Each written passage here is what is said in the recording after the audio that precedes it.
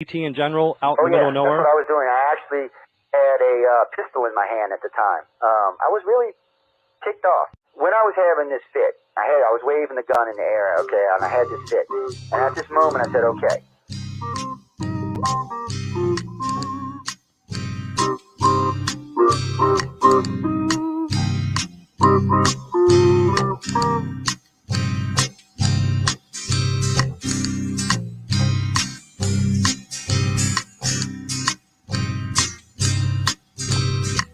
He was a Louisiana man named Montaldo.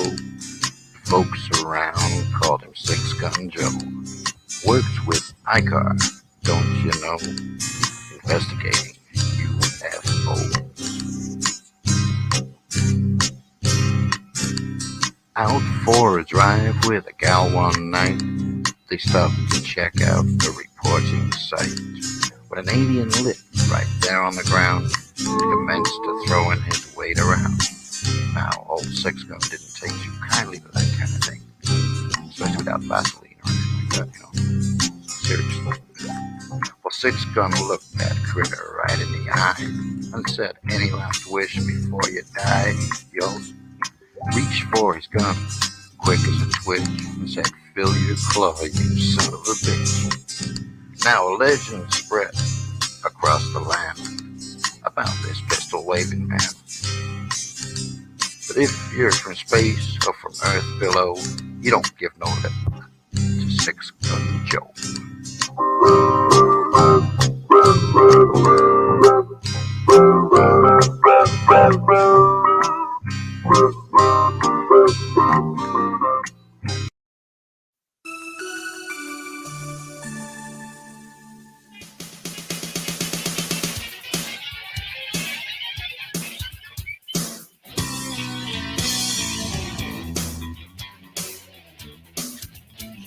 Show yourself.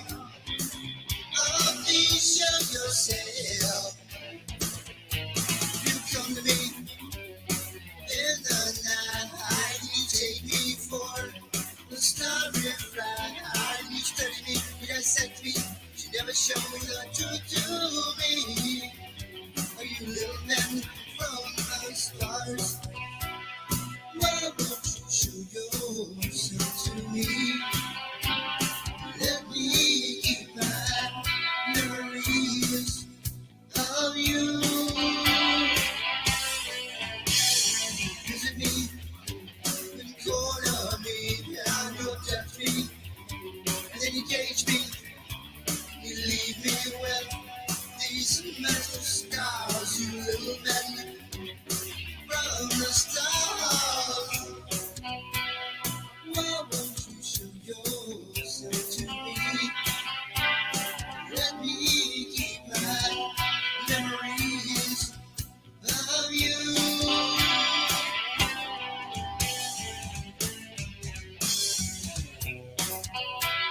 Why won't you show yourself to me? Let me keep my memories of you.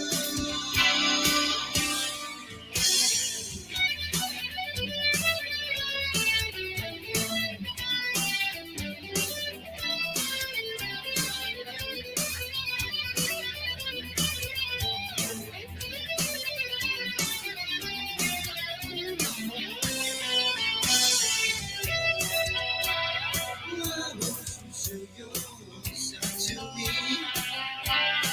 Let me keep my memories of you.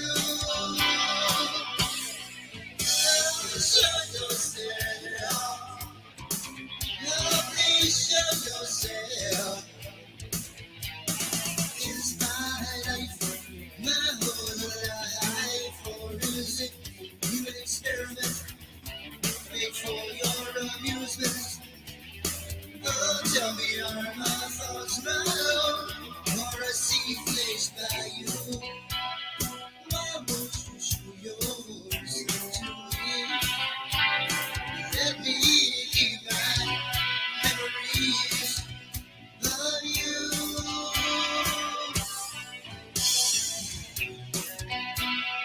Why won't you show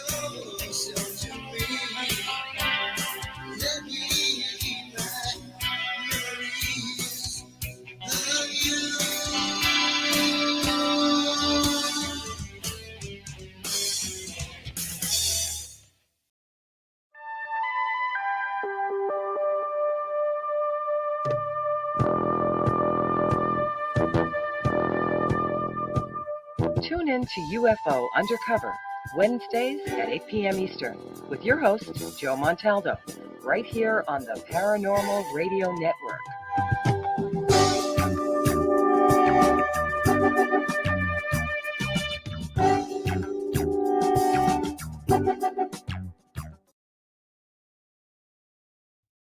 Welcome, everyone, to UFO Undercover. Hope everyone's having a great evening, great morning, great afternoon, wherever you are on our big, beautiful blue planet. I say this every week. There's nowhere else I want to be but here on the weekdays. Wednesday is my favorite day to be with y'all. So it's been Wednesday for us for 24 years? No, 22 years. UFO Undercover has been around for 22 years because we used to do Wake Up USA UFO study for a couple of years before it. So anyway, welcome everyone to UFO Undercover. We're going to be crossing a lot of topics tonight, so it'll be kind of fast and furious kind of thing as we're going through the night. Okay, before we even get started, I got my messenger open on my Joe Montaldo page. Yeah. No, Jesse, you're on it, so you know which one it is. Yes. Yes, it's that page. Not the one with the long hair. No, that's not the one. Not with the one with the Ancient Aliens logo. Just the one with my pretty bald head face up there. Yeah, that's the one. Message me through that. Actually, I don't think it matters. If I remember right, my three personal pages and my two Instagram pages all go to the same message. It also goes to my cell phone because I got a Facebook account open on my cell phone, so it goes there as well. So I don't think it really matters. But if you want to do it that way, you can. Also, you can go to, let's see, I have my Facebook page open, so you can go there. I've got my one with the long hair. You can go there. I've got the Facebook UFO Undercover, Facebook News on the Flip Side, Facebook UFO Paranormal Radio. So all of those, you can go watch my beautiful face there. You can also go to UFO Paranormal Radio YouTube and UFO Gods and Extraterrestrial YouTube, and you can go to Radio UFO on Twitter and watch us there. So if you want to watch us, if you want to see my beautiful face, there you go. I say us because Bob's back here pretending like he's asleep. So we don't want to offend him, by the way. He may wake up and cause problems. God, I love Folgers coffee. It's good stuff, man. And no, I don't give sponsorship. I'm sorry. Well, no, a couple of shows on the network. Actually, no.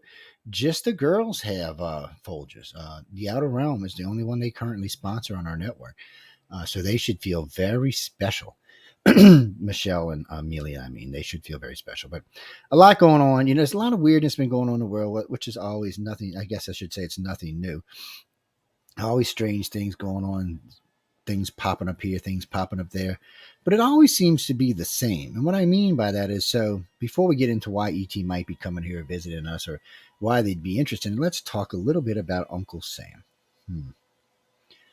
So what does the government actually know? Sorry, guys. I just realized my phone was on when I seen it light up. What do you think? What do you think the government even knows about any of this? Does the government know anything?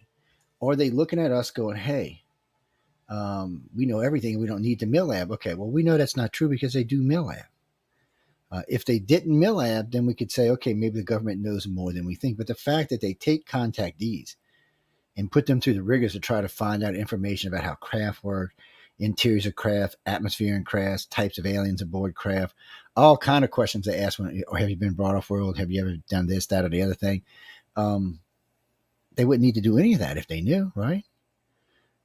Stuff that ICAR's learned over the years, we just put in a database, and unless something gives us a reason to change it, it becomes part of our database.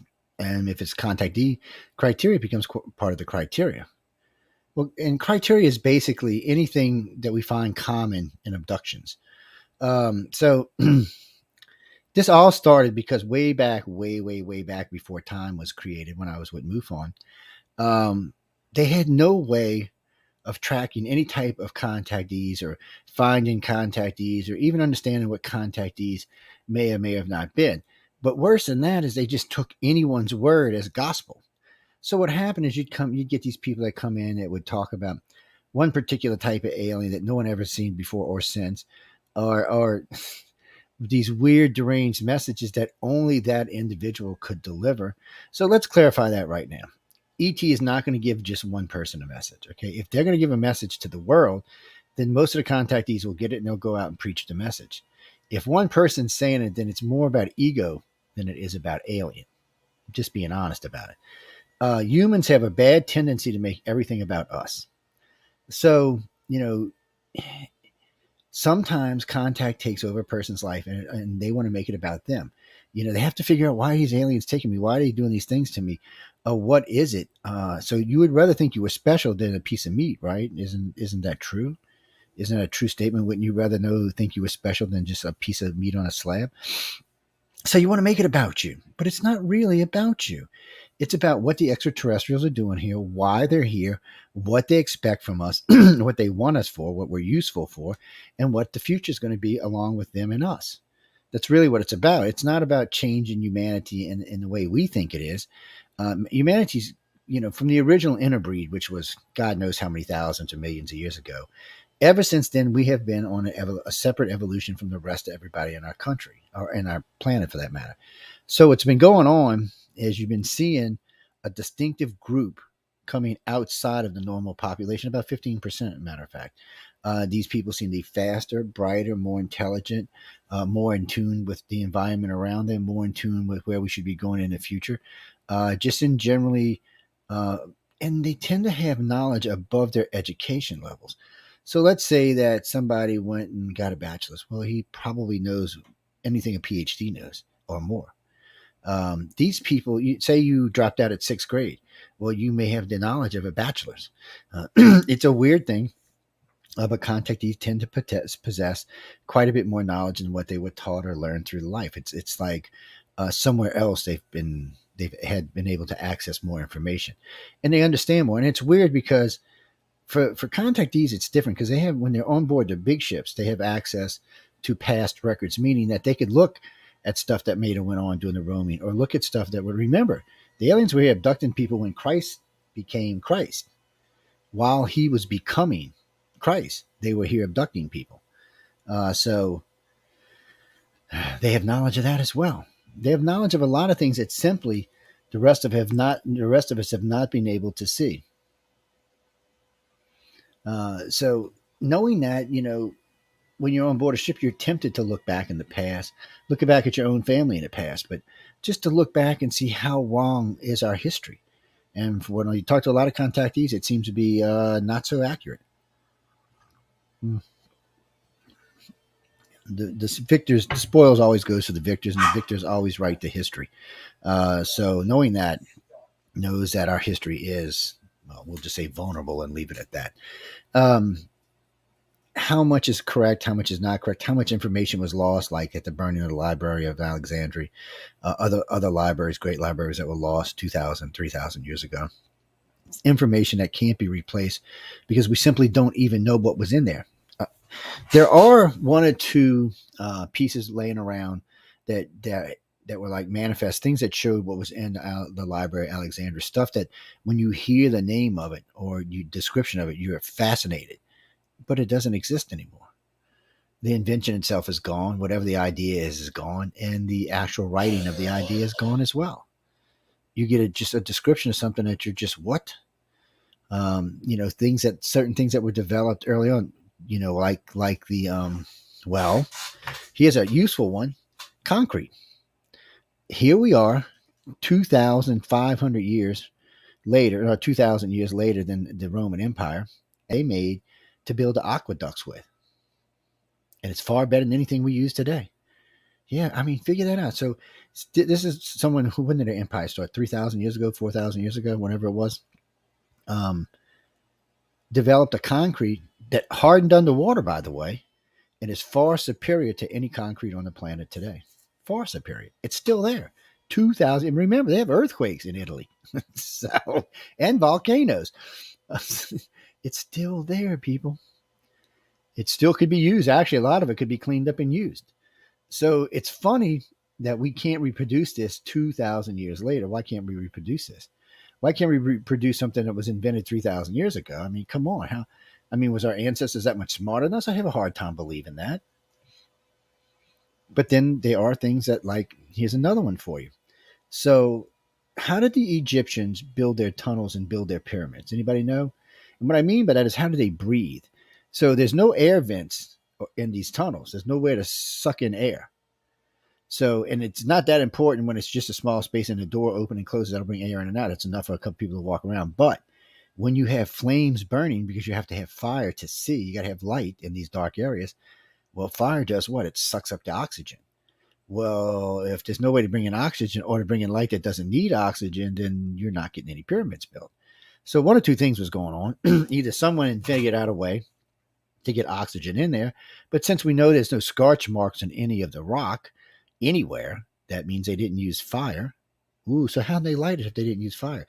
Some people said they used mirrors. Well, mirrors would work to an extent, but they worked at night as well. And they, in their cloudy days, they worked, and that's what I'm saying. So somehow this, so on when you look at hieroglyphs from the time, they have these tube-looking things. They look about, if you can get it in the camera, probably I don't know. Let's turn like this, about this long, and about yay big around. And they have a cord hooked to the back of them. Well, inside of them, the picture is an image of an electric eel lighting up, shooting a charge inside what appears to be a glass tube, like an electrical filament that was making light. Well, was it a real eel inside someone? You just shook him up, made him angry, he made light? I don't think so. It was some type of lighting.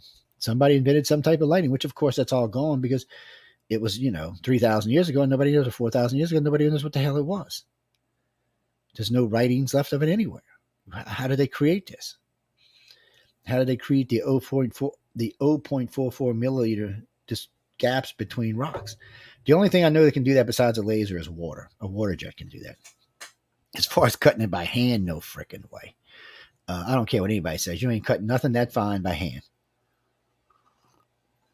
There's just a goof unless you sat there. Well, okay, let me correct myself. You could cut it by hand if you sat there and sanded the area for like a year to make it smooth enough that when it touched, there would just be that little gap. Otherwise than that, the gap would be bigger by hand cut tools. So, it's probably some type of water jet. Somebody probably figured out how to do it, seen water cut through mud or something one time and figured, hey, maybe we get enough pressure, we can do it. But that's all stuff, inventions that they probably used that are gone now. Adios amigos, nobody knows. All because somebody threw a torch into the library. I mean, it's just, that kind of stuff is ignorant. Bothers me even more is as we become a technological society, electronic society, we need to have certain libraries kept, because if there's ever a war, an EMP wipes out everything and there's no electronics, then everything on a computer is useless. Anything on microfilm, anything, it's useless. The only thing that will be good is a book, a physical book that you can read, or a diagram or a manuscript, something like that. That's the only way we'll survive. Or else we'll just go back to being cavemen. So we'll revert for about 1,000 years, maybe 2,000 years, and then we'll start coming forward again, have to reinvent everything. That's a sad way to start life all over again. And it could even take longer than that,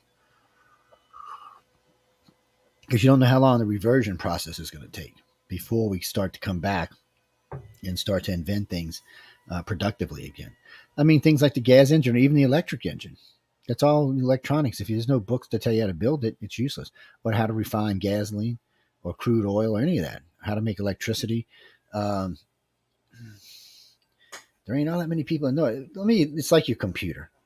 90% of people listening to me tonight do not know how a computer works or how to build their own computer. And I'm not talking about just throwing some parts together. I'm talking about software, the way your processes work, how to connect everything. That's a handful of people listening. You got to be kind of geekified to even want to do it to start off with. So what you're going to do when the end time comes, or when there's no electronics, or you can't build your own computers or put your own software together. So what are you going to do? I mean, you're going to go all the way back down to being caveman or lighting fire with a stick. And before you figure out there's other ways to do it. You say it, and it's probably happened before. That's the bad part. It's probably happened, you mean on our planet? No, I don't. Well, it might have happened on our planet. I don't want to rule that out. There's things that suggest that there may have been life here previous to us, intelligent life. I mean, look, let's look at it from a different point of view. 5 mass extinctions. Very little evidence for the last 4. Okay. There is some evidence, but it's very little evidence. Most of it's been crushed, turned to dust, or turned into oil or something else. Even for the dinosaurs, there's very little evidence. I mean, there's lots. Yeah, not for the hundreds of millions of dinosaurs that lived on the planet. No, there's not. there's maybe 5,000 skeletons around the world, if that many. I'm just talking about, of large ones. It's if you start talking about little ones, there's probably a couple of 100,000 of those. But the problem is here, the further you go back, the less evidence there is. So you don't know if man lived before I shouldn't even say man. You don't know if something intelligent lived prior to the last extinction. Every evolution on this planet, intelligent life could have evolved and then been wiped out by whatever kicks off these last great extinctions. And extinctions seem to be weird because they're running 200 million years apart or so. So not even that, about 100 million years apart. What's causing them? Well, they said the last one was caused by a meteor. Maybe. They can't prove it, though. It's sheer speculation. Oh, no, it's sheer speculation. It's just a theory. It's not a fact yet. They know there was a big strike at the Yucatan Peninsula. You can see that from orbit, or you can see that if you just go down there. But they don't know for sure. And it doesn't explain everything in the ocean. It doesn't explain a lot of stuff that died on our planet. It's just not a big enough extinction event. It's not a 2%er like what went on. And then you've got the carrion eating animals that wouldn't have died anyway from all the carrion that was left around for the next year and a half. Well, it's a long-term event to start off with. So that's part of the reason why, and particularly with this strike, it killed a bunch the first year. And then after that, it lasted for however long it lasted. And then as it faded off, life came back out. But see, that's the tricky thing. So it wiped out everything. Okay. 98%, remember, 98%. But look at the diversity on our planet today. That came from 2% of what was left. Think about what they're saying to you now. All the diversity on this planet, everything you see, all 100 billion species that live here, came from 2% of the last extinction of the dinosaurs. And from that, all of this came to be. I don't know, guys. Sounds a little iffy-skiffy if you ask me. Maybe we had some help with that. Maybe the planet was terraformed. I mean, prior to the last 10,000 years, Earth wasn't conducive for life for humans. At least not the way humans are today. It's the last 10,000 years has been the calmest place the planet's ever been in the history that we can find. It's been very relaxed. There's not been massive, no calderas blowing up, no asteroids hitting, no class 10 hurricanes, nothing crazy, just normal everyday life. And I know somebody wrote to me, well, we're screwing it up with global warming. Well, maybe. Or maybe something else. I don't know. I hate blaming man completely because I know the planet was warming prior to man. And on a side note, which nobody likes to talk about, the outer planets have actually increased in temperature. So nothing that man's doing could cause the outer planets to raise in temperature. They said Jupiter went up about 0.01 degrees, and they expect some of the other ones. Even Pluto went up like 0.01 degrees. The only thing that can cause that is something nearby that's warming it. So there are a bunch of red dwarfs around us that were deposited by the Sagittarius Galaxy. They may be warming up the outer part of the planet, the galaxy, or the solar system. We are in a cluster of the middle. I mean, this is what's so funny.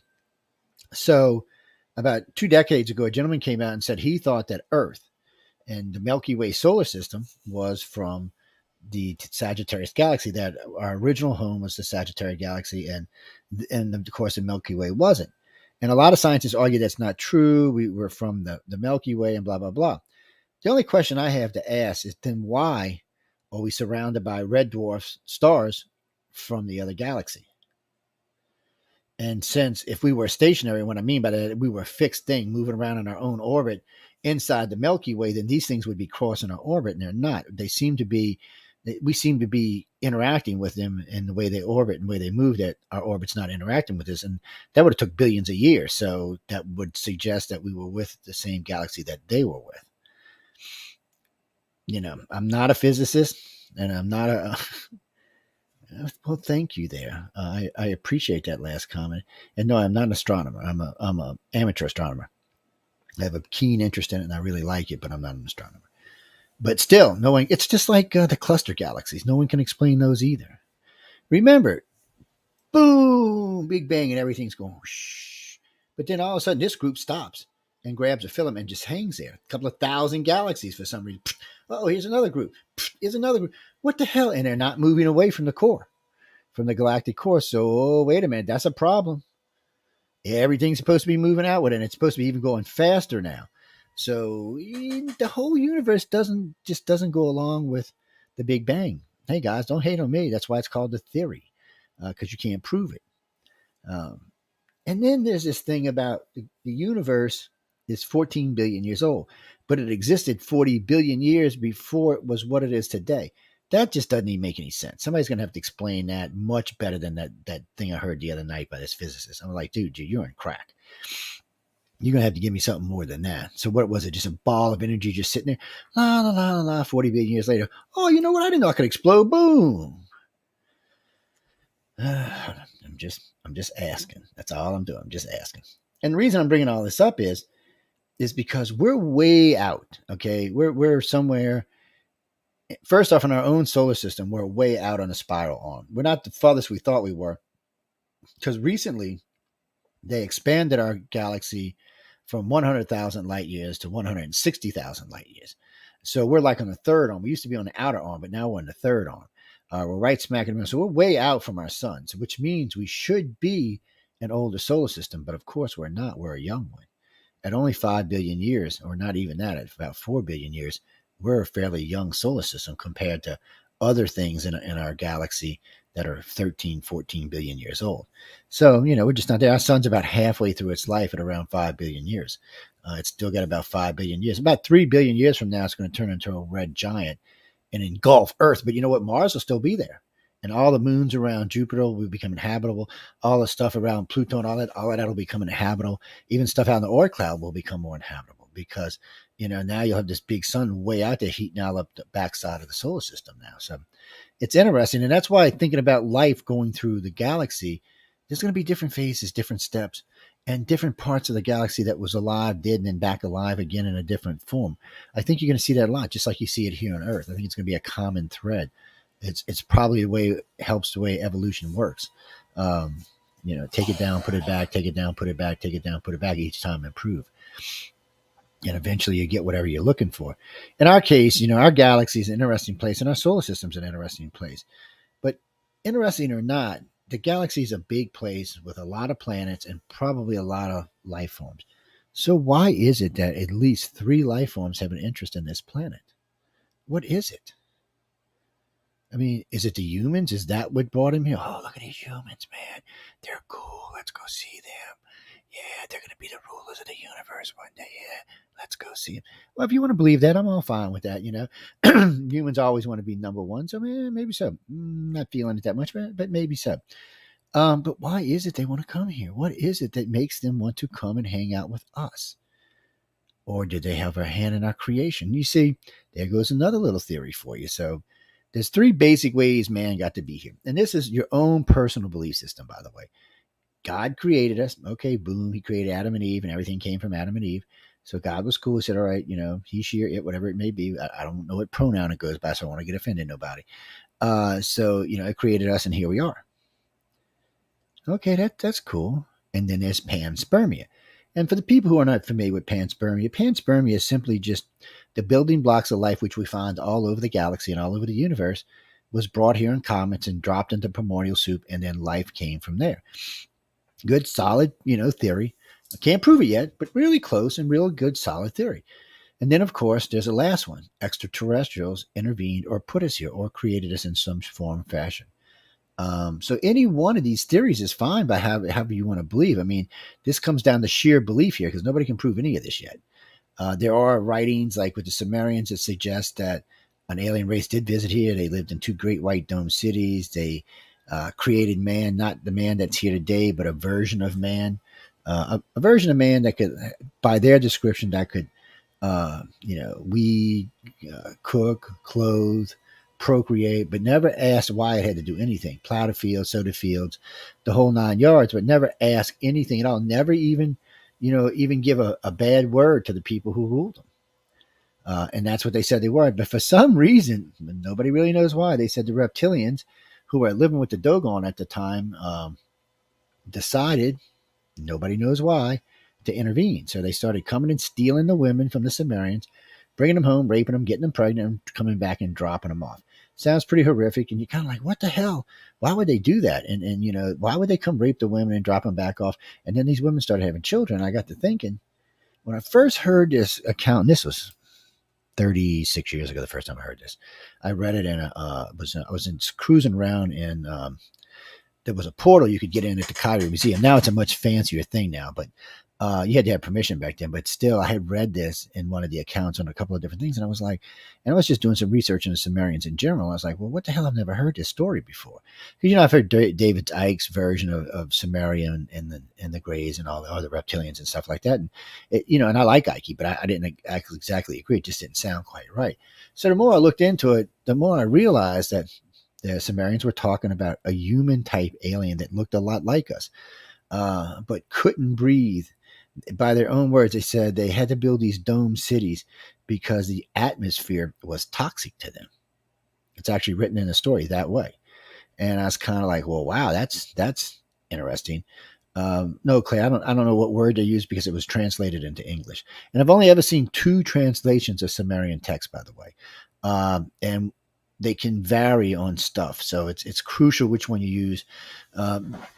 Well, like in Ike's case, the one that talks about Nibiru, well, they weren't talking about a moon or anything like that. It sounds like they were talking about some kind of controlled orbit of something that came and visited every once in a while and just parked. It was big and bright, whatever it was. They would say it was like the size of the moon, but we know anything that would get into orbit the size of our moon would wreak havoc on our planet. I mean, it would wreak havoc. The tides would freak out, earthquakes, volcanoes, you name it, it would be a bad thing. So none of that's written in our past, so we know that didn't happen. So it had to be something that had some kind of, fielding or something that could cancel out its effects of being around our planet. It was probably in a stationary orbit anyway. It probably just stayed stationed over where it was parked. It would just track like that. And it's one of the other reasons it wouldn't affected anything. But it would have had to have been some type of craft because any type of moon or meteor or anything like that would have just wreaked havoc. Because they always said it was Nibiru, which was a planet 5 times the size of Earth, and it would come cruising by between Jupiter and Mars, and they would hop off on their little spaceships and run over here for a little while and then run back and forth. And then as it got away, they'd get back on. It sounds like the movie 1999 or the TV series 1999, a cheesy ass series. And it would just take them back off. And then every 3,600 years, they would come back. Well, what happened to them? We've got 7,000 years of history now. They haven't been around in the last 7,000 years. Actually, well, no, because who said that? No, the Egyptians. The Egyptians were great astronomers, damn right, and they weren't the only ones. You had the people at Angkor Wat, they were also great astronomers. You had the Mayans, Aztecs, and Incas, also great astronomers, and none of them record any event like this anywhere in any time that they existed. Ooh, well, that's a problem, isn't it? If it comes by every 3,600 years, what the hell? Where's it been? Maybe it went off course. Maybe what they're talking about did exist at one time, way before man did. And maybe that's the thing between Mars and Jupiter. There's enough debris between Mars and Jupiter to create a planet about 5 times the size of Earth. Maybe that's what it was. Nothing interesting about that. The very first time I ever heard about that debris field, the asteroid field, I was told that it was a planet that didn't form. Okay, makes sense. Then I started learning about minerals in the field. Well, some of these minerals can only be made by serious compression. Not by just being an asteroid floating around in space. They would have had to have been part of a bigger body at one time, like a planet. And I'm not the only one. NASA's come out and said stuff about this, or the scientists have. There's just been a few asteroids they find in particular materials that are only made under high pressure, not the kind of little bit of pressure they're on by being in an asteroid. It would have had to have been under a large planet of some sort. So maybe it was a planet 5 times the size of Earth. As far as we know, look, Earth, Mars, and Venus all went foobar around the same time, 50, 60 million years ago. Shit happened. Somehow Mars ended up with 2 asteroids for moons, a big strike right in the middle of the planet. Huge, so big that it created Olympus Mons on the other side. Massive strike. More than likely, Venus also took a strike and put it into global warming. So Mars went into global cooling. Venus went into global warming. Earth just freaked out in general.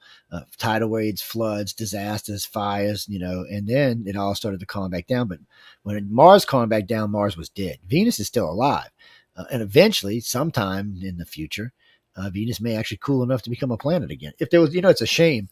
if we were bright enough or had the technology, if we could siphon the greenhouse gas from Mars and send it to, from Venus and send it to Mars, we could super warm Mars and raise the temperature and raise the pressure so we didn't have to wear suits. We'd still have to wear breathing masks, but we wouldn't have to wear suits. But it would also cool Venus down enough that we might be able to start colonizing it. Remember, Venus is the same size as Earth, and its upper atmosphere is identical to ours, which suggests at one time it was a planet like this one. It doesn't have a moon, so I don't know how its tidal action would work, or if it would probably develop on a different lines, I would imagine. But still, it would be interesting to see how it worked. It's a planet. It's inside the inhabitable zone. It would be warmer than it would be here, but with a full atmosphere working correctly, the temperatures would be in the high 100, 110, 120. They wouldn't be in the 80s like they are here, but nothing that any race that evolved there wouldn't be able to handle. Or any humans that lived there for any time, that could all be adjusted. So maybe all four of these planets were inhabited, and maybe shit hit the fan. And they all had to leave, and because all four planets went food bar, something blew up the fifth one, and it shot out chunks all over, blowing up on Earth, blowing up on Mars, blowing up on Venus, God knows where else in the solar system. And it took a while for it to all calm down. But we don't know because none of us were here, so we don't really know if that's what happened. Or maybe some celestial body passed through the asteroid field, sending asteroids shooting all over the place, because it does seem to be around sometime in the same time frames Earth, Mars, and Venus bit the big one. And to me, it's a curiosity, and I don't like coincidences. I've never been a big fan of coincidences.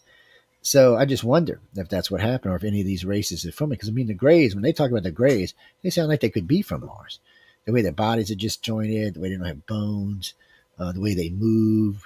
You can tell it looks like they used to being in a much lighter environment. But of course, Earth's gravity don't seem to screw with them any. They still move around and do whatever they're doing. Yeah, I don't think it bothers them any. But let's go back a little ways. So to answer Michael's question, which is why would they come here? So could they have come here by accident? No. Could they have already been here? Might be a better question. So going back to what we were talking about with the Sumerians, so the planet got destroyed 50, 60 million years ago, 55 to 63 million years ago. We got whacked. So whatever was here, let's just say, we'll say it was the reptilians. They were living here because let's see, that planet was full of dinosaurs. Reptilians might have liked being here. Right kind of environment. They might have enjoyed it. It was a warmer, more oxygen-filled planet. That's global warming, by the way, in case y'all didn't know that.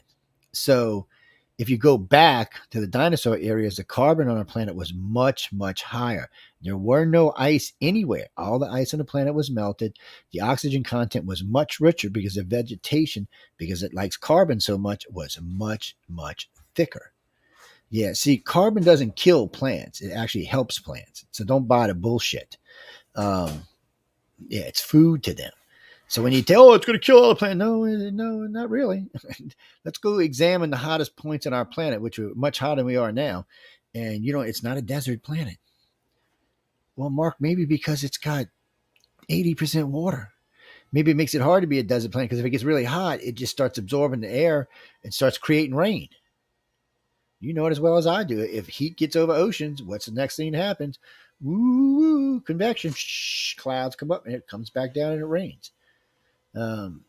Maybe that's why. What are you talking about? Saltwater most certainly does get in clouds. What are you on, crack?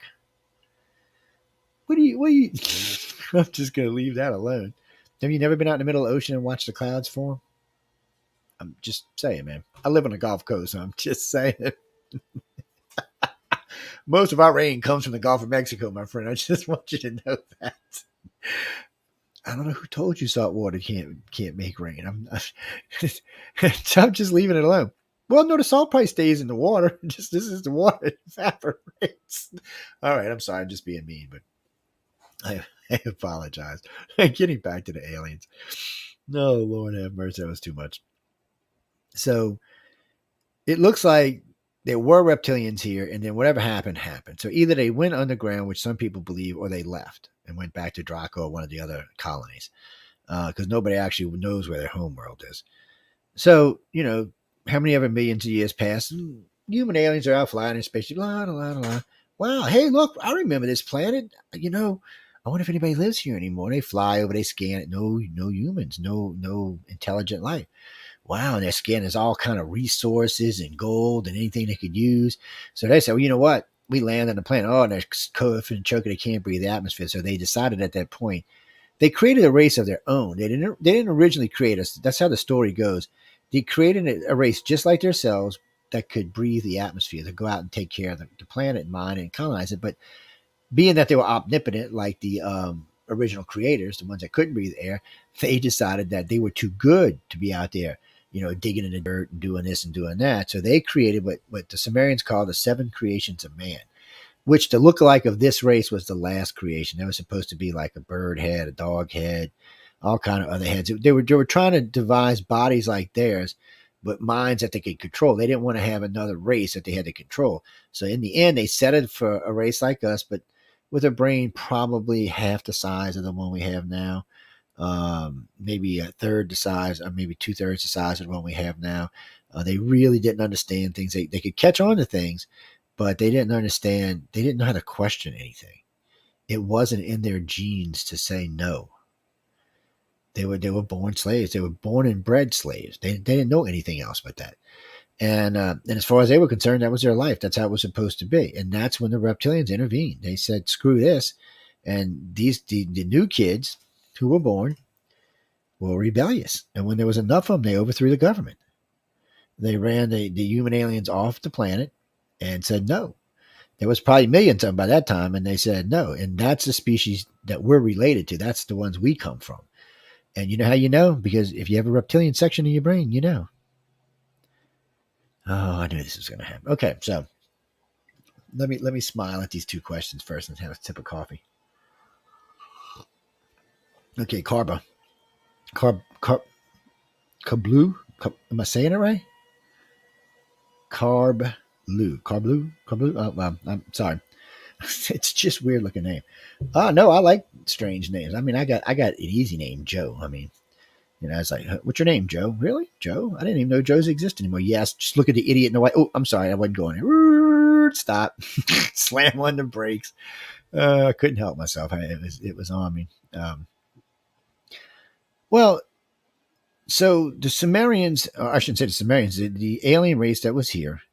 I don't know why they didn't get into a fight with the reptilians. I'm really surprised they didn't. Or maybe that's why the Greys ended up coming to keep them from getting into a fight. But along the way, the more they bred, the more children they have. These children became self-aware.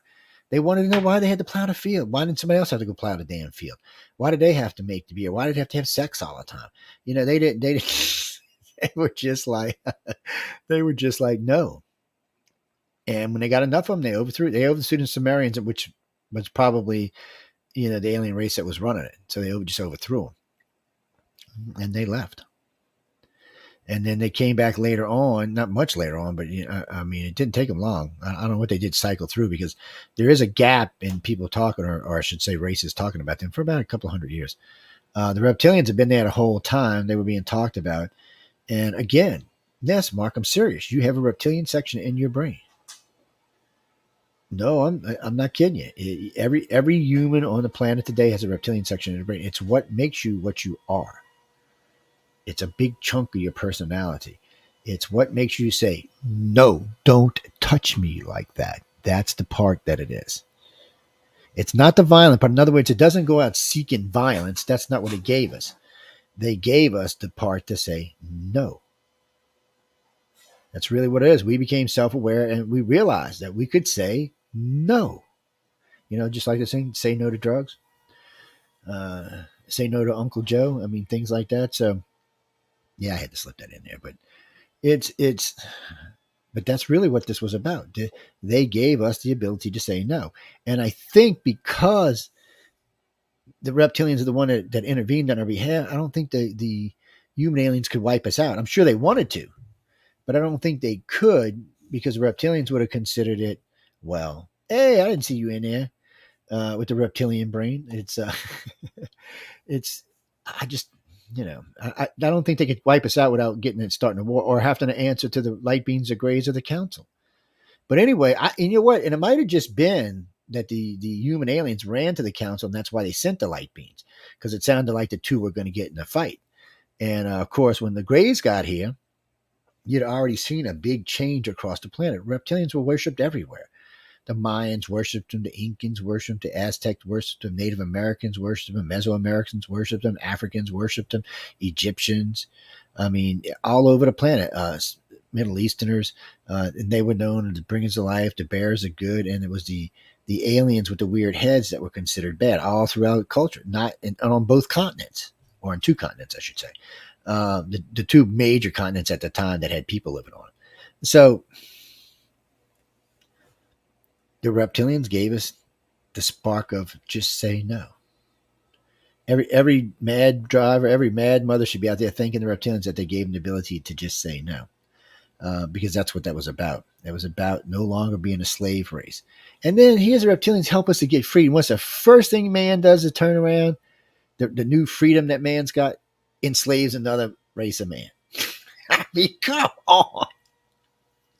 Well, you would think we would know better. You know, we came from a slave race. You'd think we wouldn't want to enslave our brothers. But how many times we've enslaved people on this planet? What's that? Oh, sorry. Donnie, I was looking at the wrong thing. What do you mean? Wait, what? All right, look, I don't want to get into that, but no. Every race on this planet has been enslaved. Yes, doesn't matter who you are. Black, white, Asian, Hispanic, it doesn't matter. Every race on this planet has served as slaves. Okay. What do you mean? Okay, I'm going to be nice about this. The Greeks and the Romans enslaved mostly white people. Sorry. Yeah, they did. They did enslave some Africans and some Middle Easterners and a lot of Europeans. Also some Asians, but so they had a big mix. I mean, the Romans. So in Rome, you were either a Roman or you were a slave. Is basically what it came down to. That's just how they were. The Greek were the same way. The Egyptians were the same way. Well, Pete, how you know Moses was a white man? Was you there? I'm just asking. Don't get mad at me. I wasn't there. Yeah, because that's what religious teaches us. But is it really? Is that really who he was? Well, he was a Jew, yeah. So, and look at the Jews. The whole Jew race was enslaved, and they're considered to be white people. That's what I'm saying. So when you hear people say, "Oh, no races have ever been enslaved," everybody's been enslaved one time or another. It's why when people get all upset about, it, I'm like, really? Look, come on, man. You act like you're the only race that's ever been enslaved. Bullshit. Everybody on this planet's been enslaved, probably more than once at that. What do you mean the Romans were? Yeah, the Romans that were caught by the Mongols were sure to hell enslaved. Oh, and the Greeks that were caught by the Romans were also slaves or put into the. Sorry, guys, we got a crazy dog going on. It's or put into the rings, one or the other. But you still have to be a slave to be in the ring anyway. So anyway, we're getting on the wrong track here now, people. So anyway, going back. So we all got this reptilian section in our brain that teaches us to say no or helps us to say no. So the humans were pissed about this because they had a good thing going here. They were mining whatever they were mining. A lot of people think it was gold. A lot of people think it was other things because the Sumerians were big into gold.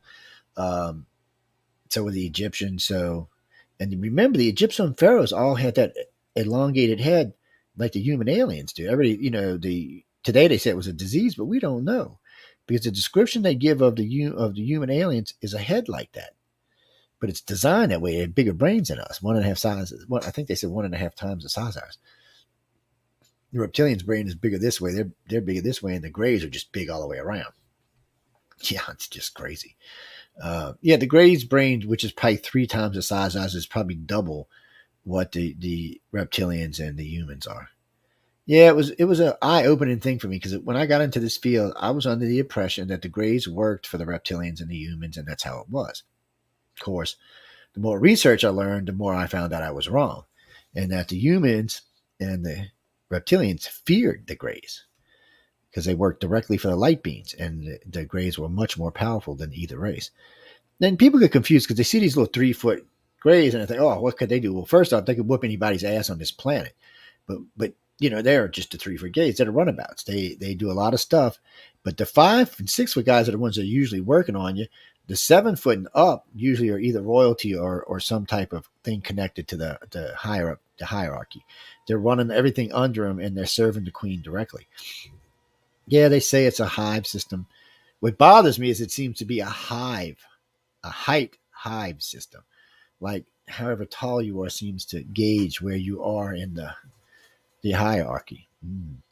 And the 3 footers, there is a 3 foot, what do you call them? Not an automaton, not an android, a cyborg, half gray, half machine.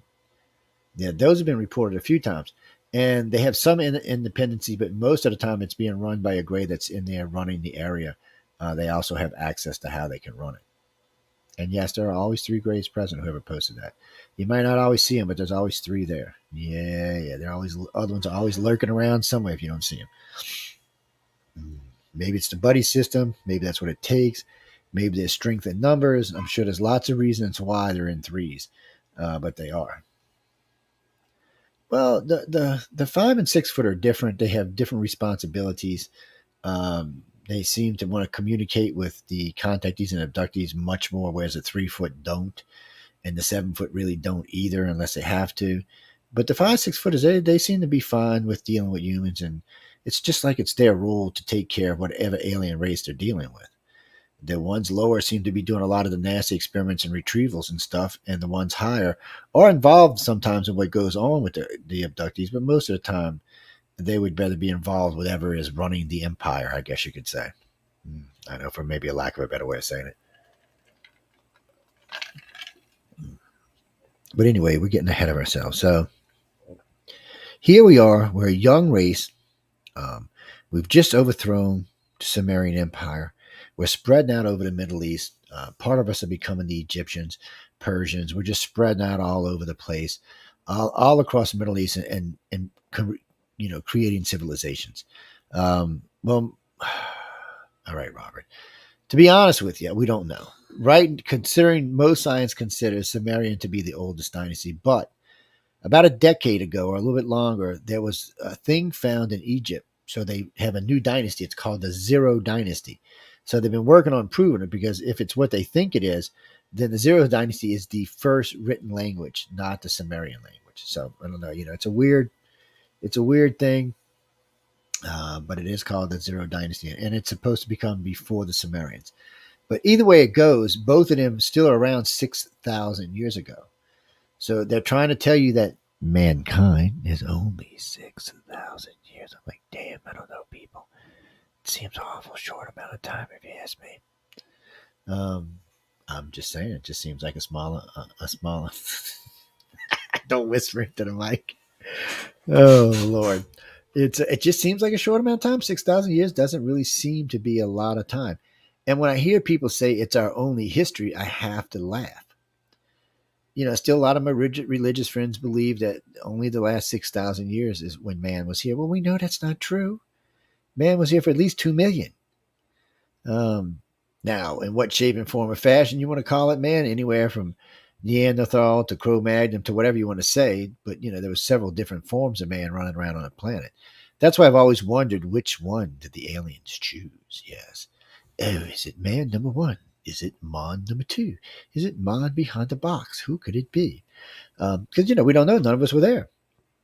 But we do know this. They were brown-eyed, brown-skinned, and brown-haired. That was boring. Hey. Hey. I will send somebody to meet you at your home tonight, little shorty there. Do not make me send the aliens to your house. I'm just saying. It could be bad. Could be good, but it could be bad. Anyway. The Greys themselves seem to be much more powerful than either of the two races, and seem to have come on the scene much later than those two. And I really do think it's because of what happened between the reptilians and the humans that they even showed up here. I don't think they even cared what was going on until they found out, well, wait a minute. First, the Greys probably went, the council probably said, wait, you created a race. Did you bother even getting permission before you created this race? They're like, what? Because I can just see this council sitting there going, wait, did you did what? You created a race. And then I can see him pointing at the reptilians. Well, they're the ones that made it sentient, not us. And I can just see the council going, really? So you felt the need to make the race they created sentient, really? So what are we supposed to do with this new sentient race that wouldn't exist without you two morons? So they were probably sent back to keep an eye on us, to help us mature. And the Greys were probably sent back to keep an eye on the damn reptilians and humans so they don't start a war. But somehow along the way, the Greys took over the majority of the abductions, which is about 65% of all cases are Greys. The rest are usually reptilians or humans. And yes, Denise, reptilians do have sex with female women, or with human women. And the female reptilians do have sex with male humans. Yes, they do. I didn't believe it in the beginning. When I got into this 38 years ago, I didn't believe it at all. I was like, get out of here. Because I used to have all these women writing to me all the time. Oh, this reptilian. I'm like, get the. And by the way, I apologized to them a decade and a half ago. But still, I was like, get out of here. Why would they want this little fragile, little, nothing of a person? I mean, a reptilian male, an alpha, is 500-600 pounds, 7-8 foot tall. His arms big around to my head. His arms big around to my thigh. It just seems like it could be a bit much. But apparently it is a thing. And we came to find out because they're part of the same tribe. So the reptilians look at us differently than the other two races. They do abduct us, but since they only abduct in family lines, they consider the family lines that they originally interbred with to be their family. So they take it a little bit more serious. They consider it so, but by doing so, they also feel that they have the right to treat them the same way they would treat anybody else in their tribe or in their whatever you want to call it, because they're broke up into like a caste system of sorts. There's like, I guess a warrior class, religious caste, workers caste, just general caste. There's like 9 of them, I think, altogether. And so they feel like because you're in that family, you share that blood and you share that genetic memory, that they can tell you whatever the hell or do whatever they feel like to do. Alpha males and alpha females have the right to have sex with anybody they want inside their tribe without asking or any other thing. And they're not supposed to resist or put up a fight. Unless there's some kind of problem. But they've also told that human women, if it scares them that bad, if they forcefully, not physically, because that's probably a turn on, if they forcefully in their brain get the message across that they're freaked out or scared or it hurts, they will probably stop. But they're not going to stop any other way because they just think it's their right. They don't even think they're doing you harm. Remember, they think you're part of their family. They just think this is what they can do. No, it's not incest and like that, Christopher. No, because not everybody in those tribes are related. They're just part of it. And I imagine they breed across and well, it's a little bit different because think of it like this. We know there's winged reptilians. We know there's reptilians with gills. There's 4 or 5 or 6 different versions of reptilians that can do different things and live different places. So, well, like there's a whole group of reptilians that like the cold. Well, that ain't a reptilian, is it? Frankly, I don't think they've been reptilians in probably 500 million years. Somewhere they evolved into warm-blooded creatures. They move like we really and truly out of all the races that come here, man is more like the reptilians than any other race. We act like them. We have the same behaviors. We have a religion like they do. We think we're arrogant, egotistical, think we can do whatever we want, whenever we want to. That's them. Except for they're, 1,000 times smarter than we are. Well, I mean, for the most part, if you talk to a reptilian or anybody who's associated, for the most part, they will tell you 99% of all reptilians are agrarians. They believe in an agrarian society. They don't like weapons. They don't like war. They believe in colonization because they want to, procreate and spread their population, but they don't want to get into wars. But of course, if you back them in the corner, they have a warrior race. And from what I understand, they're pretty badass themselves. So, but for the most of them, that's not what they're looking for. They're looking for peace, love, and happiness. Which is freaky because humans don't seem to be. Humans seem to be a little bit crankier and pissier. When you hear people talk about human alien contact, it's either fabulous and they love you, or they're just as mean, as cruel as the whole time they're abducting. And that's not how it is with any of the other races. For most abductions, it goes in phases from childhood to puberty to early 30s, 40s, 50s, 60s, 70s. It all seems to work and have a way of working. What was that? Oh, wait, we got 2 Denises tonight? Yeah, because that's definitely 2 different styles of writing. So we got Denise from DC. Hey, Denise from DC, and Denise from Portland. Hey, Denise from Portland. So Portland, you're the one that just asked me a few minutes ago. Okay, hey DC, what you got? Oh, you mean that you think presidents have been compromised and are aliens? Okay. Don't insult the aliens that way, please. Do you really think the moron that's in office right now is an alien? Do you think the moron that was in office was an alien, or the moron before that, or the moron before that?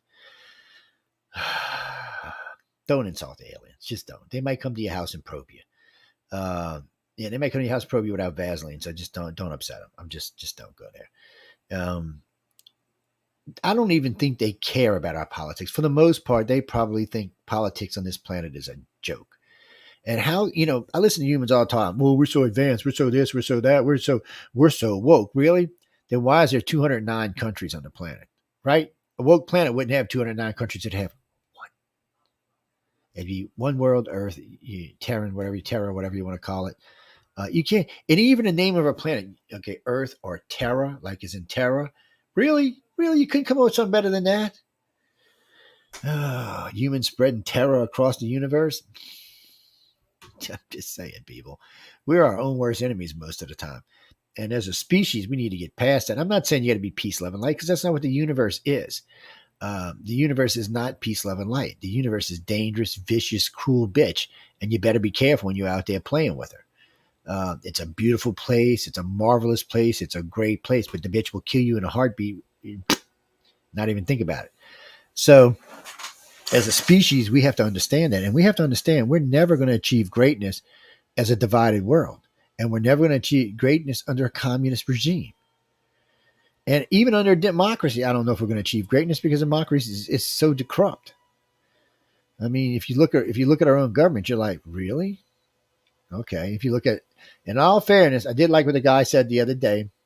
He said, I agree, democracy, this was a sci-fi movie I was watching. He said, I agree, democracy is corrupt and there is problems, but out of all the political things on the world right now, it is still by far the best. And he's right. It is still by far the best. It's the way we make sure that the little man don't get squashed and enslaved again. That's what democracy is about. Oh, and besides, America's not a democracy anyway. It's a representative republic, if I remember correctly. Yes, it's not a democracy. It's not. All right. I'll tell you what, how much money you got. I will bet you $5,000 that United States is not a democracy, that it's a republic. Just you put your money where your mouth is. Or get your ass on Google and look for yourself. Well, Marty, it works sometimes. Sometimes it don't. My good friend Marty, she's in the other chat room with us she's on Facebook. So it works sometimes. Slightly works sometimes. I mean, we're still the most powerful nation on the planet. And we probably always will be, because even though China is going to outpopulate us, 3-1 right now, 4-1, they still can't get their majority of people behind them. They got about 300 million Chinese that are, oh yeah, we're China, like America. But the rest of them are like, let me the hell out of this country. They're still starving to death over there. A lot of places don't even have running water. Communism doesn't work. It never has worked, and it's never going to work. Look at Venezuela. Look at Cuba. Look at China. China was booming, and only because the lower half of the government's not completely communist. But in the end, it's still going to kill itself because it's greedy. It's very greedy, yes. If China was a democracy, it would have already left the United States in the dust. Oh, yeah, it would have already left us in the dust. Mainly because us in the world would not care if we could trust them not to kill everybody and let their people be free and not be doing what they're doing right now. We'd get behind them and let them become a world power.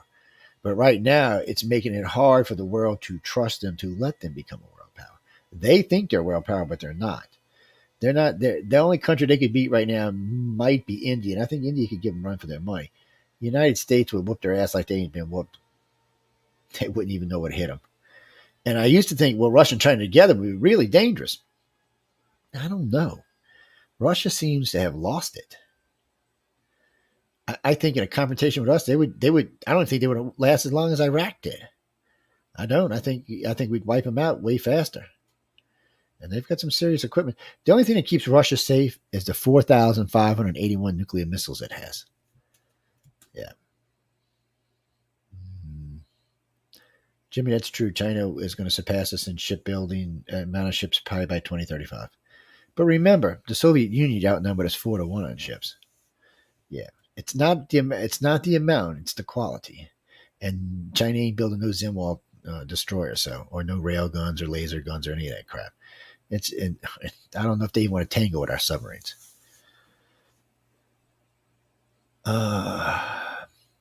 Well, Mike, that's not exactly UFO related, but yes, it is true that Russia does have screw-driven submarines that are very silent and they sound like whales, actually. The U.S. says they can track them now because they've heard what each one sounds like, so they've put the sound out to all the ships so they know what they sound like. But there are several out there, and they are carrying nuclear payloads. Yes, they are. Well, you mean Putin using a nuke? What? You mean the aliens saving us from Putin? Nope. If Putin launches a nuke, the aliens are not going to intervene. Nope, they are not. I don't give a shit what you say. They're not going to intervene. All right, let me do this a different way. Show me one time in our past where they've intervened. Let me see. They didn't intervene in Chernobyl. Oh, shit. Chernobyl was, they didn't intervene at 3 Mile Island. They didn't intervene in Fukushima. Oh, my God. Wait. Did they intervene at Nagasaki? No, they did not. Hiroshima? No, they did not. That's 5 nuclear things where we blew the shit out of stuff, or I got the shit blown out of stuff, and they didn't interfere. Are they interfering in the Ukraine right now? No. They're not going to save us. If you believe they're going to save us, you've been fooled. They're not going to, or they would have already done it. Again, and this is, for my New Age friends, this is the most important thing you can understand about the extraterrestrials. They've been here a long time. So if they were here to enlighten us, we would be an enlightened species. It wouldn't have been that hard 10,000, 100,000 years ago to enlighten a species and bring this into a one government species. They could have united us in the Middle East and Europe and just let it go. But they didn't. That's not what they did, is it?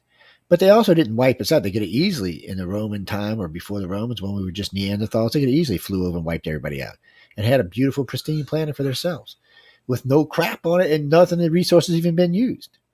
But they didn't do that either, did they? So they didn't kill us, they didn't eat us, and they're not telling us what to do.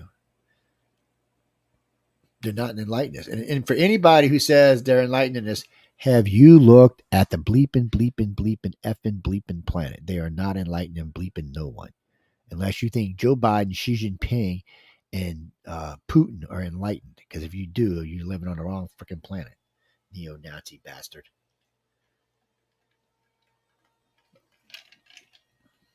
Am I wrong? These are the 3 most powerful men in the world ever. And would you tell me any of the 3 are enlightened? My point exactly.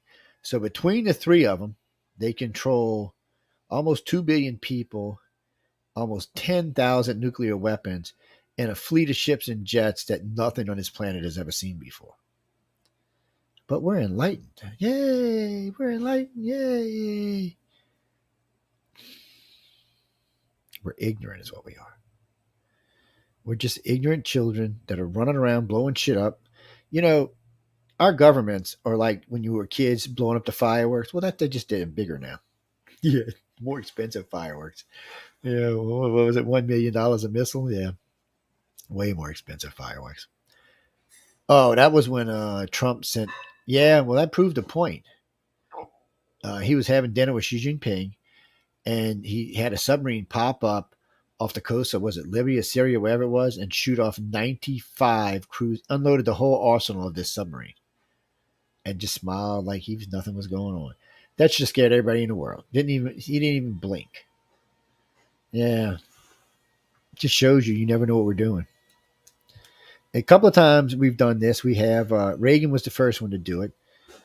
China was, I don't know what they were doing. And just not long before Clinton was taking over, he sent 4 nuclear submarines over there and had them all pop up around their country and say, excuse me. Reagan did the same thing. He did it with 3 of them. And just to prove a point, because, China was getting a little crazy about them islands. So we sent over 3 submarines, nuclear armed submarines, and just popped them up. Now, the reason it's so scary is because they didn't know they were there. They had no idea. 3 of those submarines were there for a day and a half before they were even seen, which means they could have flattened entire China with not even worried about it. But what's even crazier than that, China's running maneuvers down in the South China Sea, right? One of our frigates sailed into the middle of them. They didn't even know it was our ship. Right on the side of their carrier. They could have sunk the carrier right there. We're thinking, really, China, y'all are not what y'all say y'all are you? No, live and learn. Does China have connections with aliens? I don't think most governments have connections. I don't think the aliens have time for our governments. Come here. Hold on. My little gray wants to come visit. Or in this case, my little black. Oh, look, she's wearing a matching shirt with her daddy. She said, yeah, she's an alien. Open your eyes so they know you're real. I am the gray. I've come for you, earthlings. Don't pay attention to my pink outfit. I am coming for you. Yes, anyway, she's evil. Oh, wait, I hear somebody calling you for dinner. Going. Yep. So getting back to what we were talking about, I keep getting sidetracked tonight. I don't know what the hell that's about. But again, the Greys are the most powerful one that's coming here besides the light beings. And light beings really don't come to Earth. There's no need for it. People tell me all the time, oh, the light beings interact with me. Okay, first off, you dumb human. If a light beam was to fully interact with you, you would be dust. You would be toast. It would melt you. The amount of energy they give off is just not something a lonely human could take. And so, they get inside him. No, they didn't, because again, you would be toast. Now, maybe they can break up a little piece of themselves and leave it behind to monitor your ass or pay attention to you. But as far as getting inside of you like that, no, they would kill you. They're pure energy. And they're much older than any of the races that we've talked about. And nobody knows for sure, but a lot of the aliens and a lot of the contactees say they're not even from this galaxy. Originally, they were from a different galaxy. One of the dead ones we ate up a long time ago. Yeah, because nobody could figure out how they were if they had the technology to galley hop. But if they were light beings, they probably could galley hop. But how long would that take? How fast could they do it as pure light? Pure energy, I should say. What was interesting about the Greys is for humans, we would consider them to be gods. They can appear as anybody they want to. They can look like anything they want. They can create and build things through thought. They can travel through time and space through thought. So yes, I mean, for what we consider to be a god, they would be a god. There's no other explanation for them. You can call them extraterrestrials, but I mean, they can create whole worlds through thought. That's pretty much as close to God as you can get without actually meeting God itself. I'm just, and how much more powerful is God than the light beings is always what I'm kind of interested about. I mean, if they can travel through space and time, create through thought, they pretty well up the God chain. They might not be the top one, but they got to be up there in the top 5 for sure. Well, they would be like, well, that's you good. They could be like Q, whoever posted that. Actually, from the way they described, I think that he'd be more powerful than Q. They sit on the head of the council. Yeah, that's true. I've heard that. And I've had many contactees told me they sit on the head of the council. What's interesting is over the years,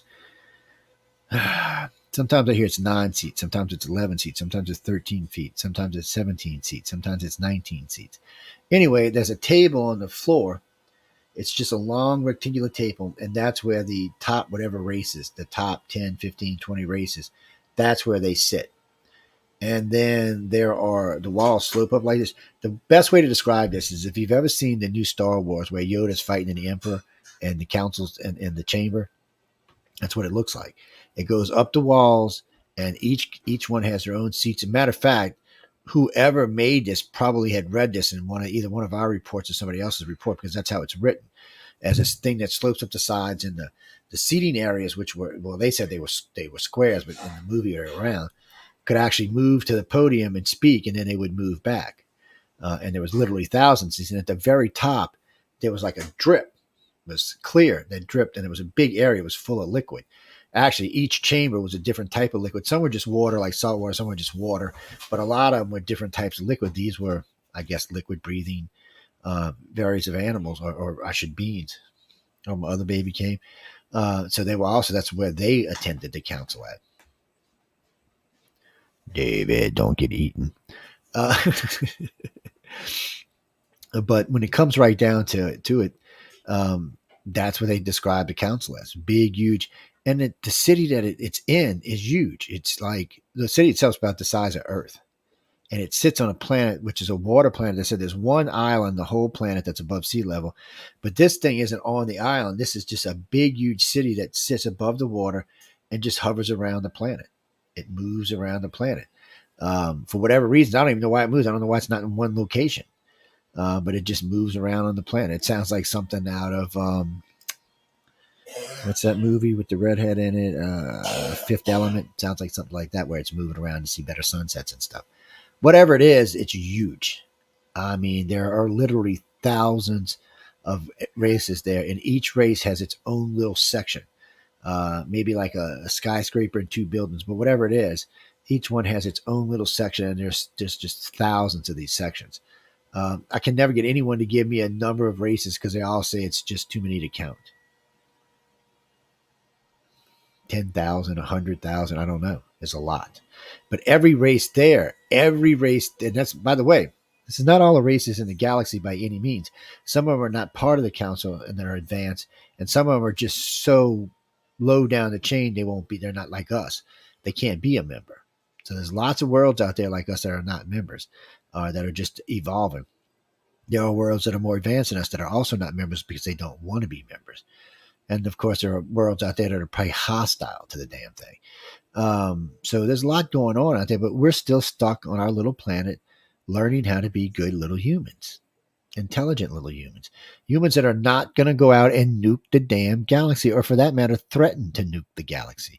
I mean, here we have Putin sitting on the other side of the world saying, well, I'm going to nuke someone. Why? Because you're going to die in 6 months? Is that really the legacy you want to leave behind? Thanks, David. I mean, is that really the legacy you want to leave behind? So, and again, and the reason I brought that up is because the aliens aren't going to stop it. No, they're not going to go over to tell Putin. They're not even going to try to convince him not to. For some reason, they have no problem screwing around in like our genetics and help us to develop empathic and telepathic abilities, because when they interbred with us, we got those anyway. So they don't mind helping us develop. They don't mind getting contactees closer and getting them together. But for the other 6,500,000,000 people, they don't give a shit. They don't care. You're nothing to them. And I'm serious. You are nothing to them. It's the reason there's been no full disclosure, because as far as they're concerned, they've disclosed to everybody who needs to know. Dave gave it to everybody. Don't get me started on that, David. They all contactees know, and the abductees don't need to know because they'll never remember they've been taken anyway. So they'll only be useful when they croak. Yeah. It's tough, guys. And they're not, I don't want to say they're our enemies, because they're not, but they're not our friends either. Remember, the human aliens made us slaves. The reptilians intervened and stole, raped our women, and still do that even today. And the Greys just do whatever the hell they want because nobody can stop them. Well, that's scary, David. Nobody can stop them. I don't know anybody in this planet. Brings me to a little story a friend of mine told me a long time ago. Her name was Trish. And she tells me one day, she's having alien contact. I'm like, okay, wow. And she said she met this group down in Roswell, New Mexico. And Guy Malone's a friend of mine. I know him pretty well. And Joe Jordan and it was the Alien Resistance Movement. And I was curious. Alien Resistance Movement. All right. Somebody's trying to kick some ass like Daryl Sims. I'm like, let's see what's going on. And so they think that all alien abductions are demonic possession, and that, of course, they can remove the possession from you and you'll be free. And they have done this for some people. And they said, so, Joe don't believe anything. Just said, well, Sheridan, Teresa, can I hypnotize you and see if it's really gone? And she looked at me like, what do you mean? Is it really gone? I said, well, aliens are pretty slick. If they still need you and they think you're stressed, and they may have gave you a cover memory. So I went in, and sure enough, there was a cover memory. And I interviewed about about 7 other of these people who said they had been cured by this. Come to find out, none of them had been. Which then I kind of felt a little bad by reawakening in them, because it was cleared. The aliens were hiding from them. So I kind of felt like a dumbass for waking them up. But they needed to know anyway. So then they were all pissed. And then I used to get into it with these guys. and say, come on, guys, it's not what's going on here. I can understand wanting to be religious, and I can understand that you have an issue whether God creates. See, humans have a problem because God created us, and they don't want to think that God created something before us or after us. I don't know. They don't want to think about that. So all I can tell you people is go listen to Monsignor Balducci. I met him in Washington, D.C.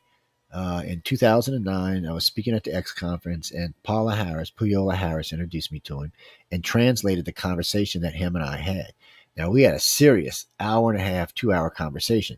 This wasn't a show. This was just him and I sitting at a table, waiting on dinner, talking about this with a crowd of people around us.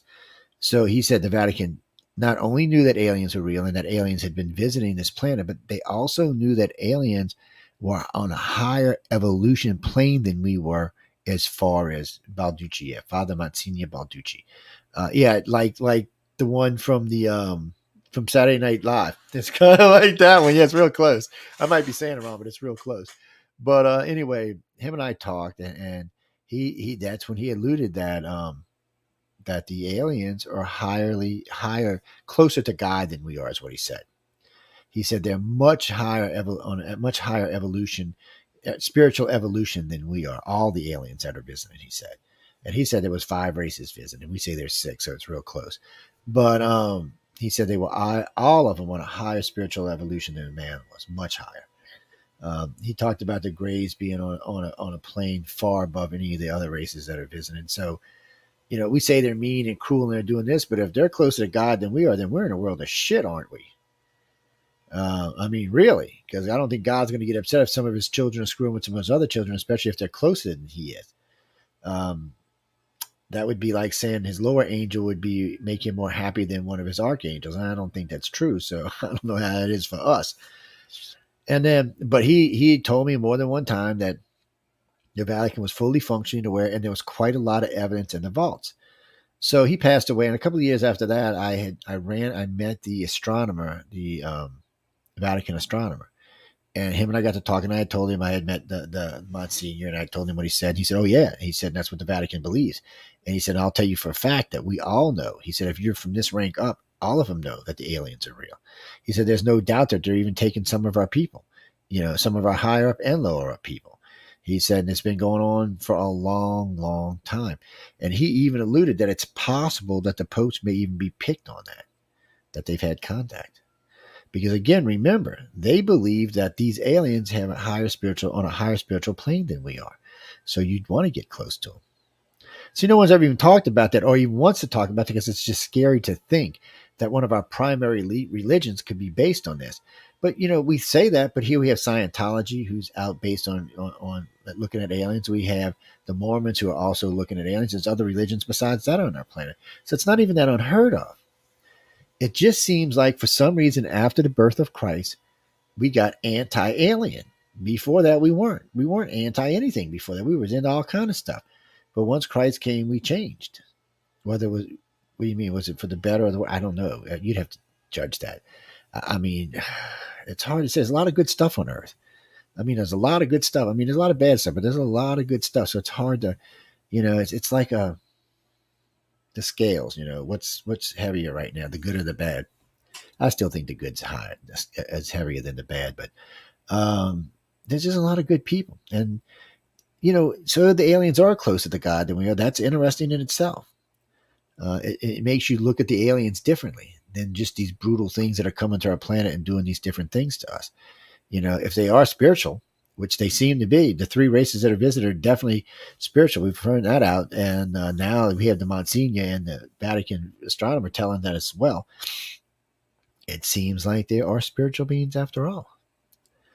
But their spirituality does not get in the way of what they're doing. And they have no qualms of removing eyeballs or cutting out arms or taking out spinal cords or any of that stuff. That's just typical stuff for them. So I guess it doesn't offend their God. Or our God or whoever's God. I guess it depends on what you believe. Or maybe they have the blessing of the creator. Said, oh, you know what? I screwed that last group up. Let's kind of do some work with them. I mean, we don't know.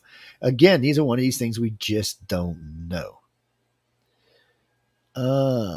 Christopher, Christopher, yeah. Anyway, who's my favorite alien? I mean, alien race. Hello, Susan. How are you, baby? My favorite race is probably the Greys, or probably the Reptile. I don't know, somewhere in between. It's What's the matter, Mike? That turned you on? Shame on you, buddy. You're a sick sucker, baby. Oh man. Oh, I got some wild ones out tonight. So on a side note, because somebody had asked me about this about 2 weeks ago, so I'll go through this real fast. I know y'all have heard me talk about condom mutilations and how I think it's the government testing for radiation. I did mention a couple weeks ago that I did get confirmation on it. About 7 or 8 years ago, I was doing a lecture, and from time to time, when you do lectures, you'll have like senators' aides, or sometimes you'll even see a House rep or somebody show up. It's really strange, like especially when you're in DC, they have a tendency to just show up. It's anyway. Long story short, there was a couple military people there, and there was Senator McConnell's, one of his aides were there, and we got to talking after the lecture. He said, man, it's a really fascinating lecture, and blah, blah, blah, blah, blah, blah. He said, you really think it's us? I said, well, it makes sense. Well, I don't know why the aliens would leave it behind. The insurance thing for the cows makes sense, that people get their money back, so they're not going to bitch about the cows. Because you got to wonder, all these cattle mutilations and nobody's bitching about them. I mean, it's supposed to be like 1,000, but no one's bitching. I mean, cows are $5,000 a piece, man. Yeah, somebody's going to be bitching. But no, they're insured, so they get their money back. So that just didn't sound like aliens to me. That just sounded like the government. But since then, I did have one aide, one senator's aide, and one colonel authenticated for me. So it's definitely what they're doing. Well, what happened was in the United States, west of the Mississippi River, we were testing nukes all over the place, underground, above ground, all over the place. Well, our government don't want to run around testing for radiation, because what happens if you see them out there in your field testing for radiation? You're going to want to sue because you're thinking you're being irradiated. And there may be radiation in these meats and stuff, but not to a point they consider to be, too harmful. So they don't want to say anything because they don't want to get sued. So this is an easy way for the government to check. And the other part about this is many people have reported seeing black helicopters doing cattle mutilations and sled marks on the ground, which suggest humans are not then. So what it looks like, there are five major things. They take the tongue, the uterus. They take a couple of things anyway, and all places where radiation would accumulate the fastest. So they're looking to see if these cows are carrying a heavy amount of radiation in case something needs to be done, like an area needs to be closed off or something needs to be done so there's not a bunch of health. It's an easy way of doing this. It gets blamed on the aliens, so they get to do what they want without having to worry about it. And as long as these ranchers are getting their cows paid for, what's the big deal? I talked to about 24 ranchers over this, and they all told me the same thing. Well, if it wouldn't have been, he said, I called the sheriff in the first two, and the sheriff said, well, unless you get something new, don't worry about it. He said 11 cows altogether taken and mutilated and put back. And he even had two of them were taken, had GPS tracking devices on them. They were taken up and taken over to not somewhere nearby and landed, and then worked on it and taken back and dropped off right where they were taken from. And he said, and he figured it was a helicopter, judging from the speed the thing was traveling, the GPS was traveling, which was about 177 miles an hour. He said he figured it was a helicopter of some kind. Doesn't sound like an alien craft. It would have just popped in, popped out, popped in, popped out. It just sounds like government to me, and it sounds like they're checking. And there's really no cattle mutilations east of the Mississippi River. There might be one or two, but there's not many. And all the ones in South America they were supposedly having, we found that they were all BS. There was no real ones down there. Most of them were insurance frauds. They were going around killing the cows and doing these weird things so they could collect the insurance, because there was a slump in the cattle at the time. It dropped, the price had dropped by about $1,000 a cow.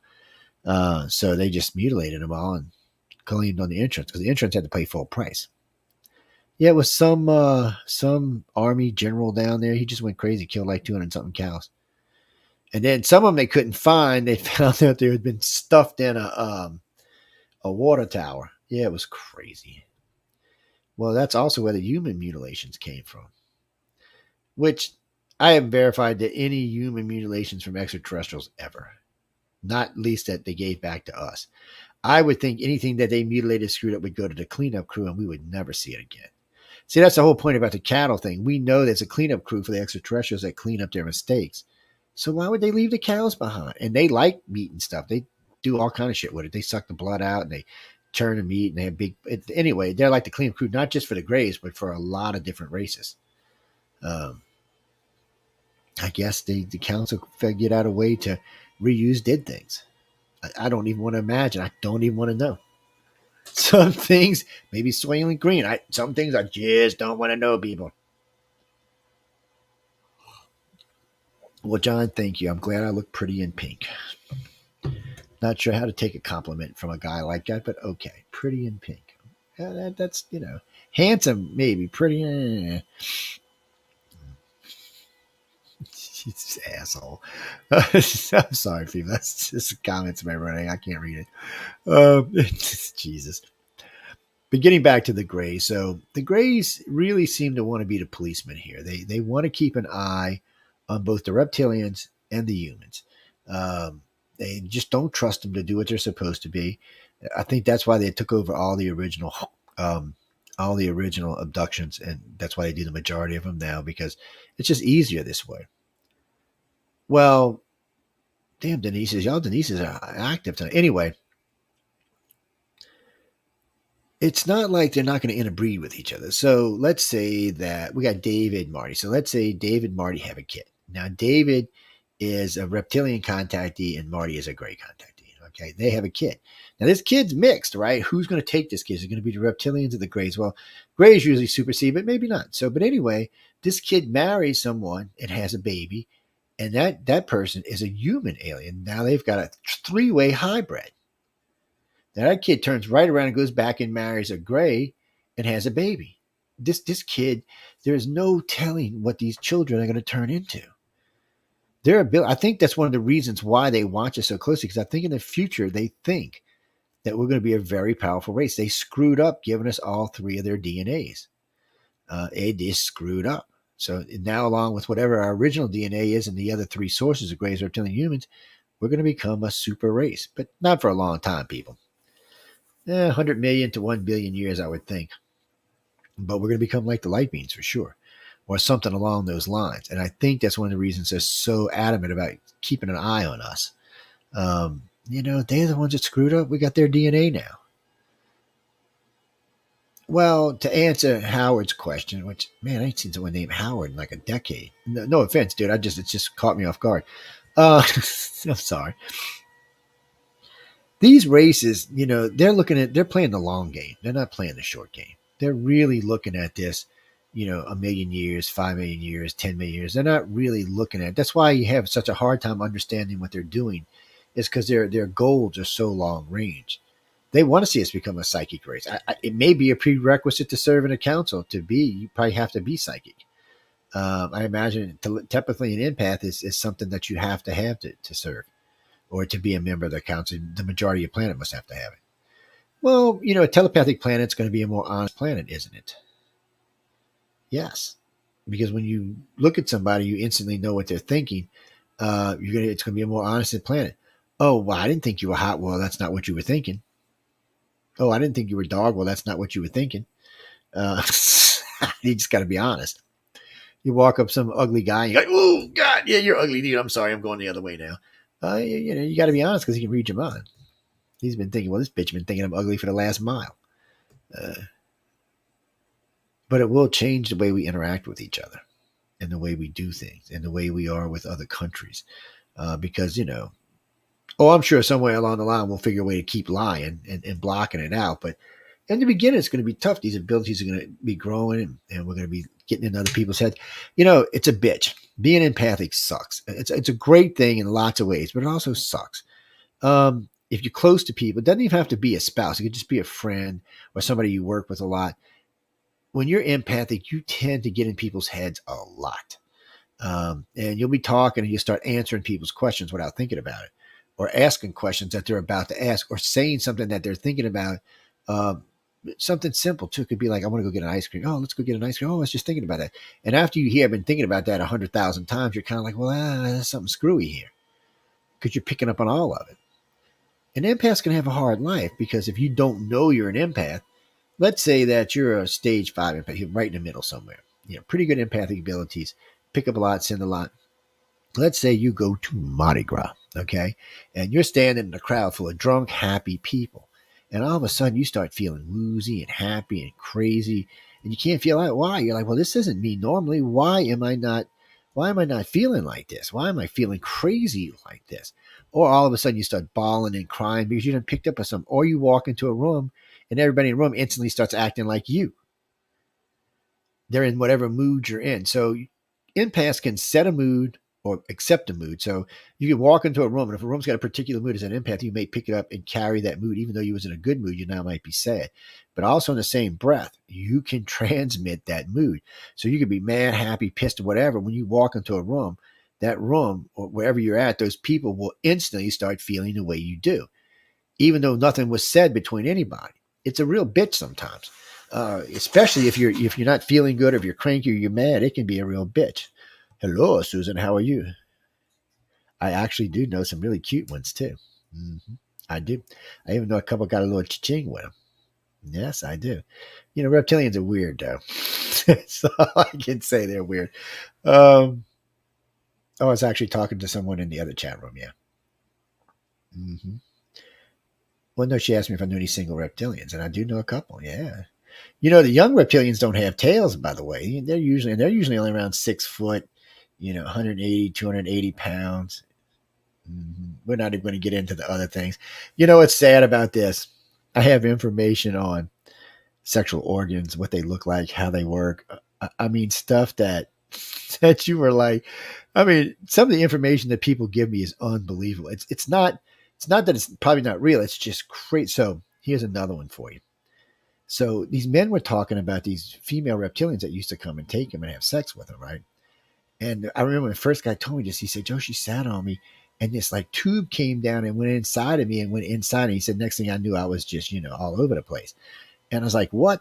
It just caught me off guard. Okay. And so then a couple other guys told me this. I'm like, what the hell?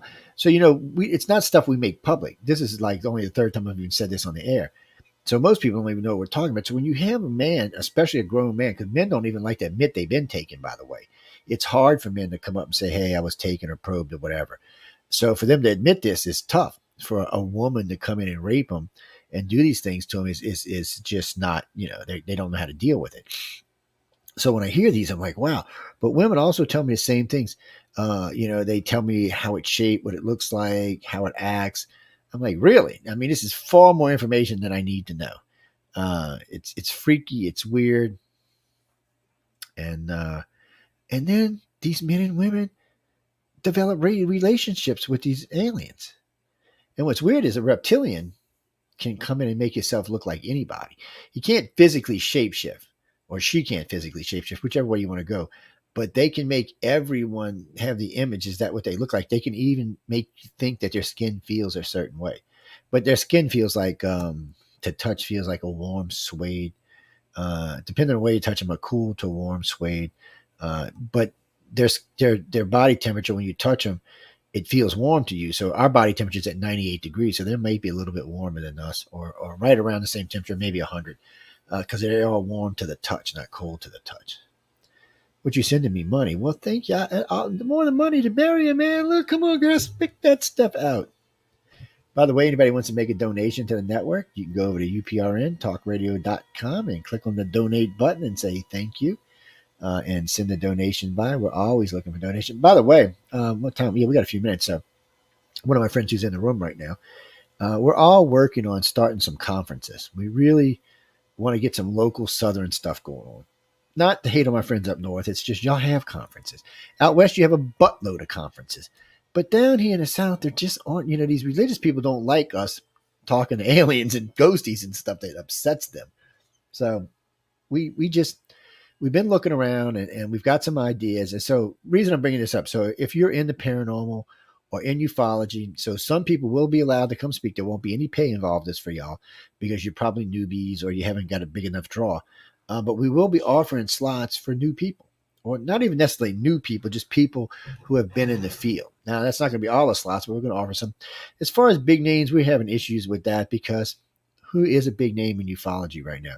So if you're listening to us, ladies and gentlemen, is there anyone that you want to hear?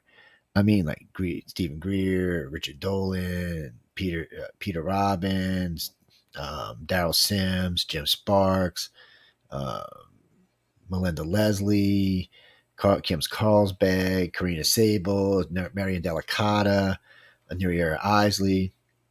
I mean, I'm not just saying those. I'm just mentioning names, which I've interviewed all these people. But take a think of who you want to send it to. Send it to my Cox, but I put attention Joe conference because I get a lot of emails. So if you're interested in coming, that's fine. If you're interested, if you want to come listen to who's going to be talking, we're going to set it up. I've been talking with Marty. We're not sure. We're going to offer different things for different people. And the first one, we may not do the full dinner thing. I don't know. We'll see. We'll see what the attendance looks like. How's that? And we'll decide that. Well, the bigger the attendance, the cheaper it is for everybody. When you do, when you do dinner with the different speakers, where everybody gets their own table, those dinners aren't cheap. They're usually anywhere from $50 to $150 per head. So that'll be included in your ticket price or separate. If we do that, we'll definitely do a meet and greet on Friday because we want everybody to come out and meet the speakers. Who's going to be speaking, who's going to be around, stuff like that. So we want you to come around and meet the speakers. If you want to volunteer to help, you get to meet the crew, or you come out and volunteer and help with stuff, you can do that as well. If you know any good venues along the Gulf Coast or places like that, give us a call, let us know, or drop us a line. We're definitely looking to get this going. And I'd like to get the first small one done sometime in October or November. And then we're looking at doing something a little bit bigger. But I'm thinking the first one we might do in one of the colder months because it'd just be easier for people to travel. It'll be cheaper. It'll be less people on planes. Hotels will be cheaper, especially if we do it along the Gulf Coast. It'll be way cheaper. Right now, to stay at the Beau Rivage is $500 a night. Come January, it'll be about $60 a night, $80 a night. The Grand, I think the Grand in January, February was like $49 a night. Beautiful. They got the all sleep bed system. Oh, that's so nice, man. This bed, I don't know what they do. This bed is like a spell on this bed. The only bed I've ever had that was comparable is I was in Washington D.C. filming for Ancient Aliens, and I got to stay at the Mandarin Hotel. I got the suite, the penthouse suite, the one that overlooked the White House. This thing, the bathroom in this suite is bigger than my house. I'm not kidding you. The bathroom was bigger. It had voice activated blinds. It had a bathtub. It had a jacuzzi tub. It had a shower, and then it had another shower that had all kind of jets in it. And then it had a shower you could get like 20 people in with 40-something jets. And it was like a car wash for people. It was ridiculous. I'm thinking, what do you need all this for? I guess rich people just live really well is all I can say. But the bed, I mean, this bed just conformed around. I didn't even move. I slept the whole night and didn't even move. The pillows were great. The bed was great. Well, this hotel, the Grand Biloxi, has got the same system. It's really nice. I mean, we don't know yet. We're still talking. We talk all the time about it. And but we're always looking for ideas. We're always looking for people to get involved and help. There's a lot to go on. So we're looking for local people that we can get around and meet with. I might even start a meetup group just to see. We live Mississippi and Louisiana. So if you're in those two states, if you want to get involved. But I mean, if you're in Florida, Alabama, or Texas, Texas is a little bit further, but Alabama is only an hour and a half from New Orleans, from where I live, it's less than an hour. So, also my friends in Pensacola. Pensacola's only a 2-hour drive from here. So, we want to get this going, and we want to do it right, and we want to really offer something that the people here want. It doesn't have to be necessarily geared for like a big conference, East Coast or West Coast. Southerners are different, and Southerners are going to be looking for different things. And we want to really offer that, like Christopher, like you just said, Christian voodooism. That would be nice to have someone there that could speak about that. And I'm sure down here in Louisiana, you can find some people who want to speak about that.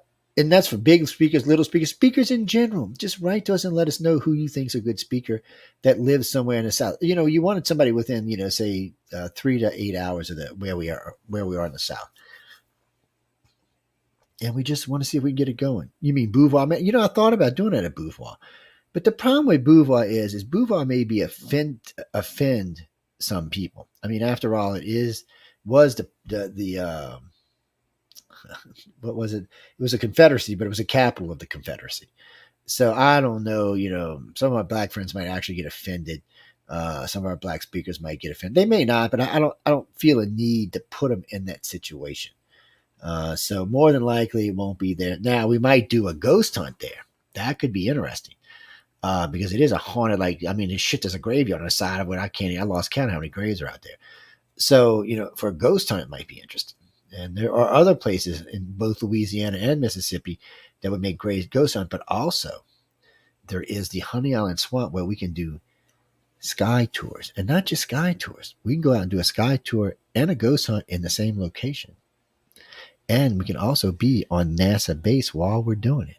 So we can be in the NASA territory in a 300-year-old cemetery with an open sky that you haven't seen unless you live in the desert. I know. Kill 3 birds with 1 stone. Be interesting, a little scary at the same time. Oh, no, I'm serious. So that's stuff we can offer. So there's a lot they have to offer down here. I just couldn't figure out. And, I've been talking with this, and I can't understand why there just isn't any of these conferences down here. And I don't want to talk about it too much because I want somebody to get out there and beat us to it, but there just seems to be a need. I mean, New Orleans definitely needs it. Should definitely, if nothing else, be hosting a paranormal conference at least twice a year. I mean, have you ever seen New Orleans? New Orleans is haunted as all hell. What do you mean, ghosties going to New Orleans?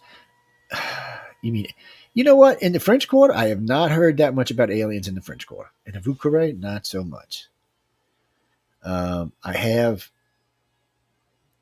have heard people talking about like weird hockey puck looking things hovering over Bourbon Street and Royal and stuff like that. But I really haven't heard of anyone seriously talking about aliens too much. I have heard about the Greys down there once or twice, now let me rephrase that. Now there is the reptilians after Katrina.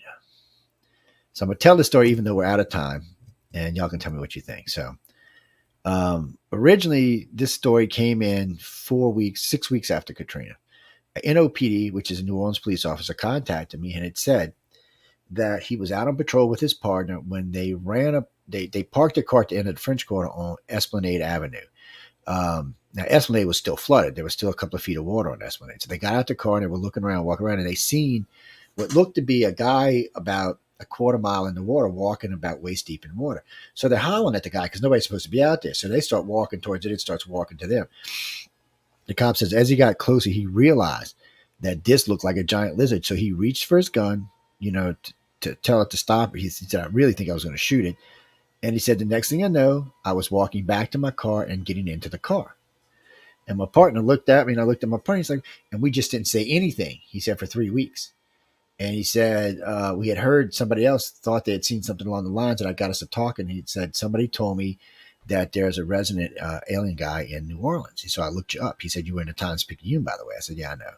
I said, they did a story on me. And so I was like, well, this is interesting. 2 days later, I get 2 National Guard guys write to me, 2 separate National Guard guys, 2 different groups. One had 3, one had 2, that wrote to me and said they were approached by a reptilian on West Esplanade in about waist deep water.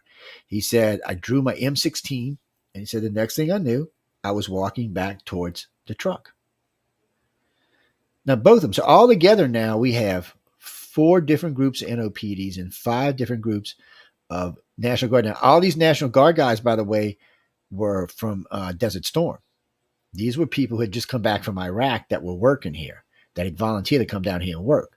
So these were not like, some just rookie National Guards that never seen it. These are guys who'd been in the shit. So things just didn't scare them. And they all said the same thing. They were petrified. They had never seen anything like this before and had no way to really understand what it is that they had seen. Other than that, and I said, well, what do you remember? And I asked a couple of them if they wanted to be hypnotized. And one guy finally, one National Guard guy said, yeah, one Army guy said, I'll let you hypnotize me. And there was a whole load of stuff in there. So when I talked to the NOPDs, I told them what we had found out. 2 NOPD guys decided to do it as well. There was a load of stuff in there. So basically, they walked up to these things, probably were taken for some time, and then put back in the water and let them walk back. Gave them the thought in their head to walk back to their vehicle. Now remember, everybody we're talking about here was carrying a gun, a loaded gun, not unloaded, not chambered, loaded. M16s, 9mm, 380s, the whole 9 yards. But no one managed to get a shot off. Here's a reptilian. We're talking about an alpha male, 7 to 9 foot tall, 300 to 600 pounds. This is a big thing walking at you at dusk. I can't believe no one got a shot off. No one. But you have all these people now who have given sworn testimony. I mean, they've even signed affidavits to the fact that this is what happened. That was freaky weird. And it was during Katrina. And it was after Katrina. It was weird too because, the police talked about this. So somebody was going around and finding bodies and tying them strings around their legs and tying them to stop signs. Now, some of them were the National Guard, some of them were citizens. But there was a couple of times people said they had seen this big silhouette of somebody, probably, 8 or 9 foot tall, big, had a tail swishing like an alligator tail swishing in the water. And were dragging humans. Like at first I thought this thing was trying to eat him. And then I realized he was tying them to stop signs. So whatever this was going around finding dead humans from the storm and tying them to stop signs. By the way, I've seen that a couple of times. That is a gruesome sight, by the way. One of them, we ran up onto the boat. There was 6 of them tied there, just floating in the water, dead as a doornail. Let me tell you what, ladies and gentlemen, if it's a sight you don't ever have to see, I hope you never have to see it. It's one of them images you're not going to ever get out of your head. It's just no way to do it. But what can you do? I know we got to get out of here, so I'll get one more question in before we because I know the girls are on right now on the outer room, Miss Michelle DeRochier and Miss Amelia Passano. Do not piss them girls off because they'll be on my ass. No, I'm just kidding. So one last question. Anybody? I see a bunch of junkie going by. What? Oh, okay. No. That's fine. When I first read it, never mind. But we'll just move on from that. But so again, the reason I think they originally came here was just by accident. The humans came by, seen this planet all lush and nobody living on it, came in and created a race. The reptilians interbred with that race, created a sentient race. That race came forward. The Greys got involved. And today, this is the race we have today. I know we didn't even talk about the blood type, which I see a couple of questions about, but it's too involved to get into right now. But I'll tell you this much about the blood type. If you are Rh negative, you stand a much better chance of being a contactee than if you are Rh positive, but for 2 reasons. One, they abduct far more Rh negative people. 2, there's far more Rh positive people than there are Rh negative, so the count would be spread wider amongst those individuals. Yeah, well, you mean today? I hate putting these numbers on things, but so currently, if I remember the numbers from the ICAR and from the site, we are currently 66% of all the abduction cases, which is around 80,000, around close to 90,000 now, are Rh negative. Not O negative, but Rh negative. Out of that, half of those are O negative. Half of the Rh negatives are O negative. You don't like it? Oh, come on now. You know this damn thing is hot, girl. What are you talking about? I'm just teasing. I was going to do red, but I wanted to use this new tie tonight, so I had to use pink. You don't like the pink. Well, some people don't like pink, but I'm a big guy, so I can get away with it. No, Thelma. What do you mean? No. No, what are you talking about? No, I'm a manly man, girl. Sorry. It's not like that. No. I'm not one of them woke guys, and I'm not one of no. Don't let the pink shirt fool you, baby. That's all I can tell you. If you don't believe, go look at last night. Show you see what I was wearing last night. Actually, I usually like to wear my Dion shirts because they're prettier. They have a little shine to them, but I got a bunch of what I call spring shirts. This pink one, light blue, turquoise, purple. So I'll wear those from time to time too. You don't even want to know how many shirts I got. You'd think I was a girl when I told you how many shirts I got. Renard, screw you. That's all I can tell you. I got a lot of shirts. I got a lot of ties. I got a couple of nice suits. Altogether, I got 12 suits. And I do construction for a living. Figure that one out.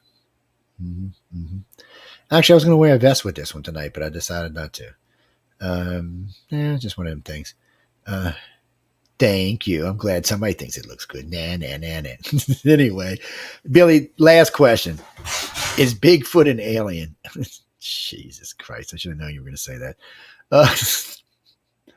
I don't think Bigfoot itself is an alien. Maybe it's dimensional bleed through. And what I mean by that is maybe when the aliens craft are popping in and out, it leaves portals that allows Bigfoot to go in and out.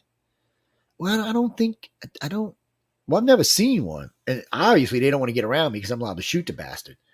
Well, I'm not exactly, as Michelle would say, I would shoot it, skin it, and eat it. Them Canadians think I'll eat anything.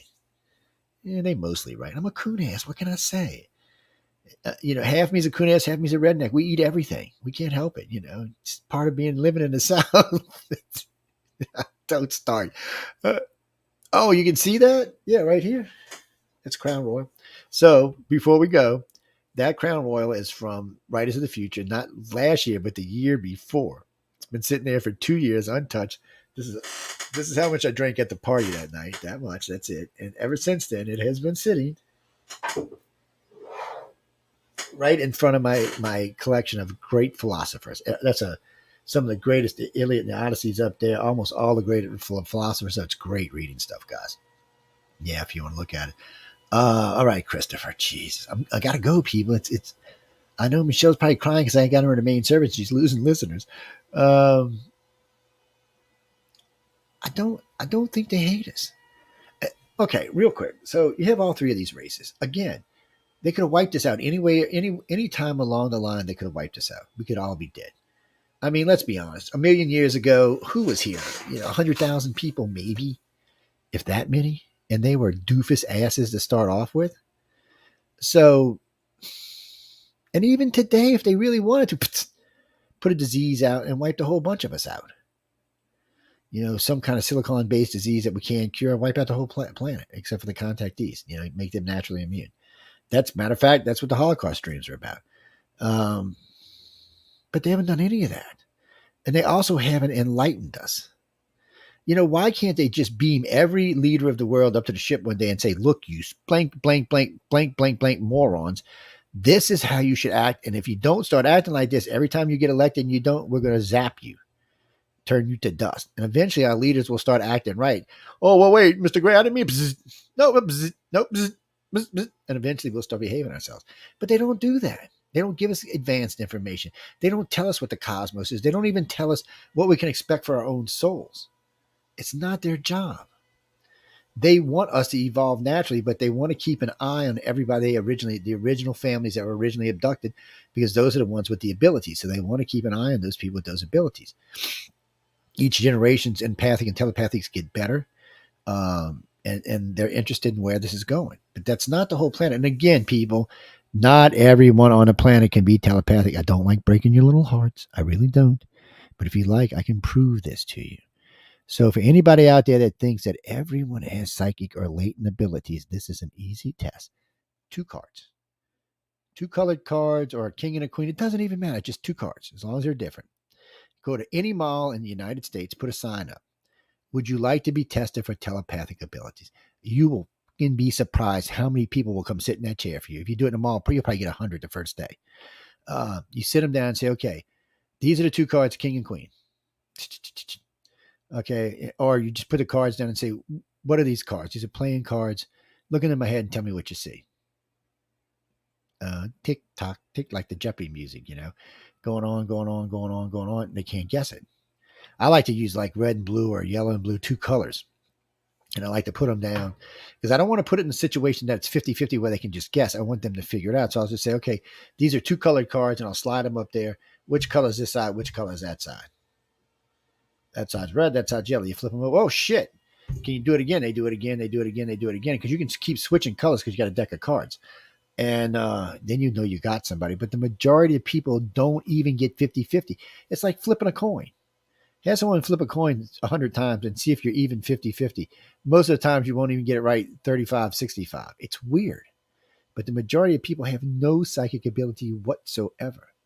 And you can tell because gifted parents, people empaths, will always know when there's something going on with their child. if there's something scary going on, or not just children, it could be sisters, brothers, cousins, you'll get this sense.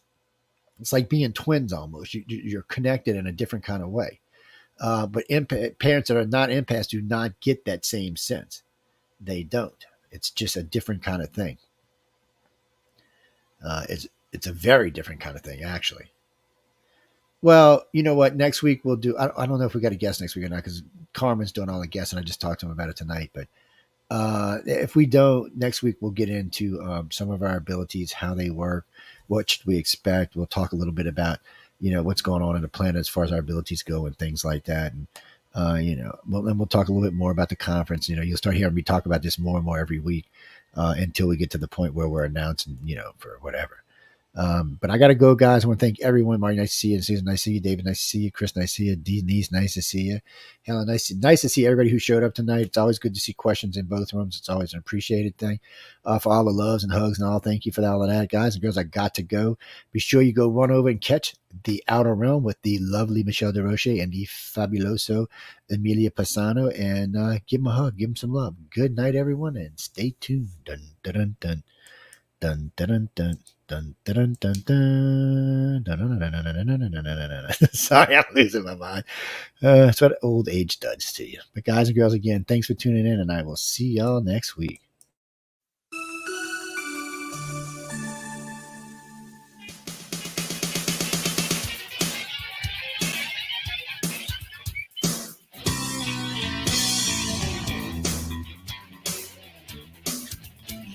Show yourself. Oh, please show yourself. You come to me in the night. You take me for the starry ride. You study me, you dissect me. You never show the truth to me. Are you little men from the stars? Why won't you show yourself to me? Let me keep my memories of you. Visit me, in the corner of me, and you'll touch me, and then you cage me. You leave me with these magical scars, you little men from the stars. Why won't you show yourself to me? Let me keep my memories of you.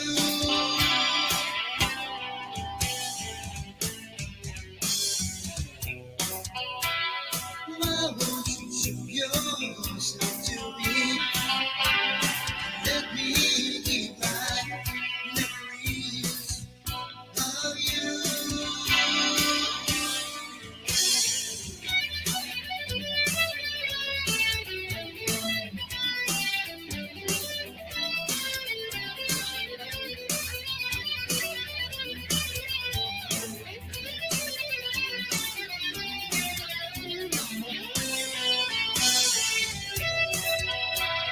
Why won't you show yourself to me? Let me keep my memories of you.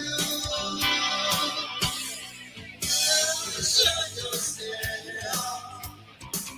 Oh, please show yourself. Is my life, my whole life, or is it you an experiment made for your amusement? Oh, tell me, are my thoughts my own, or a sea placed by you? Why won't you show yourself to me? Let me keep my memories of you.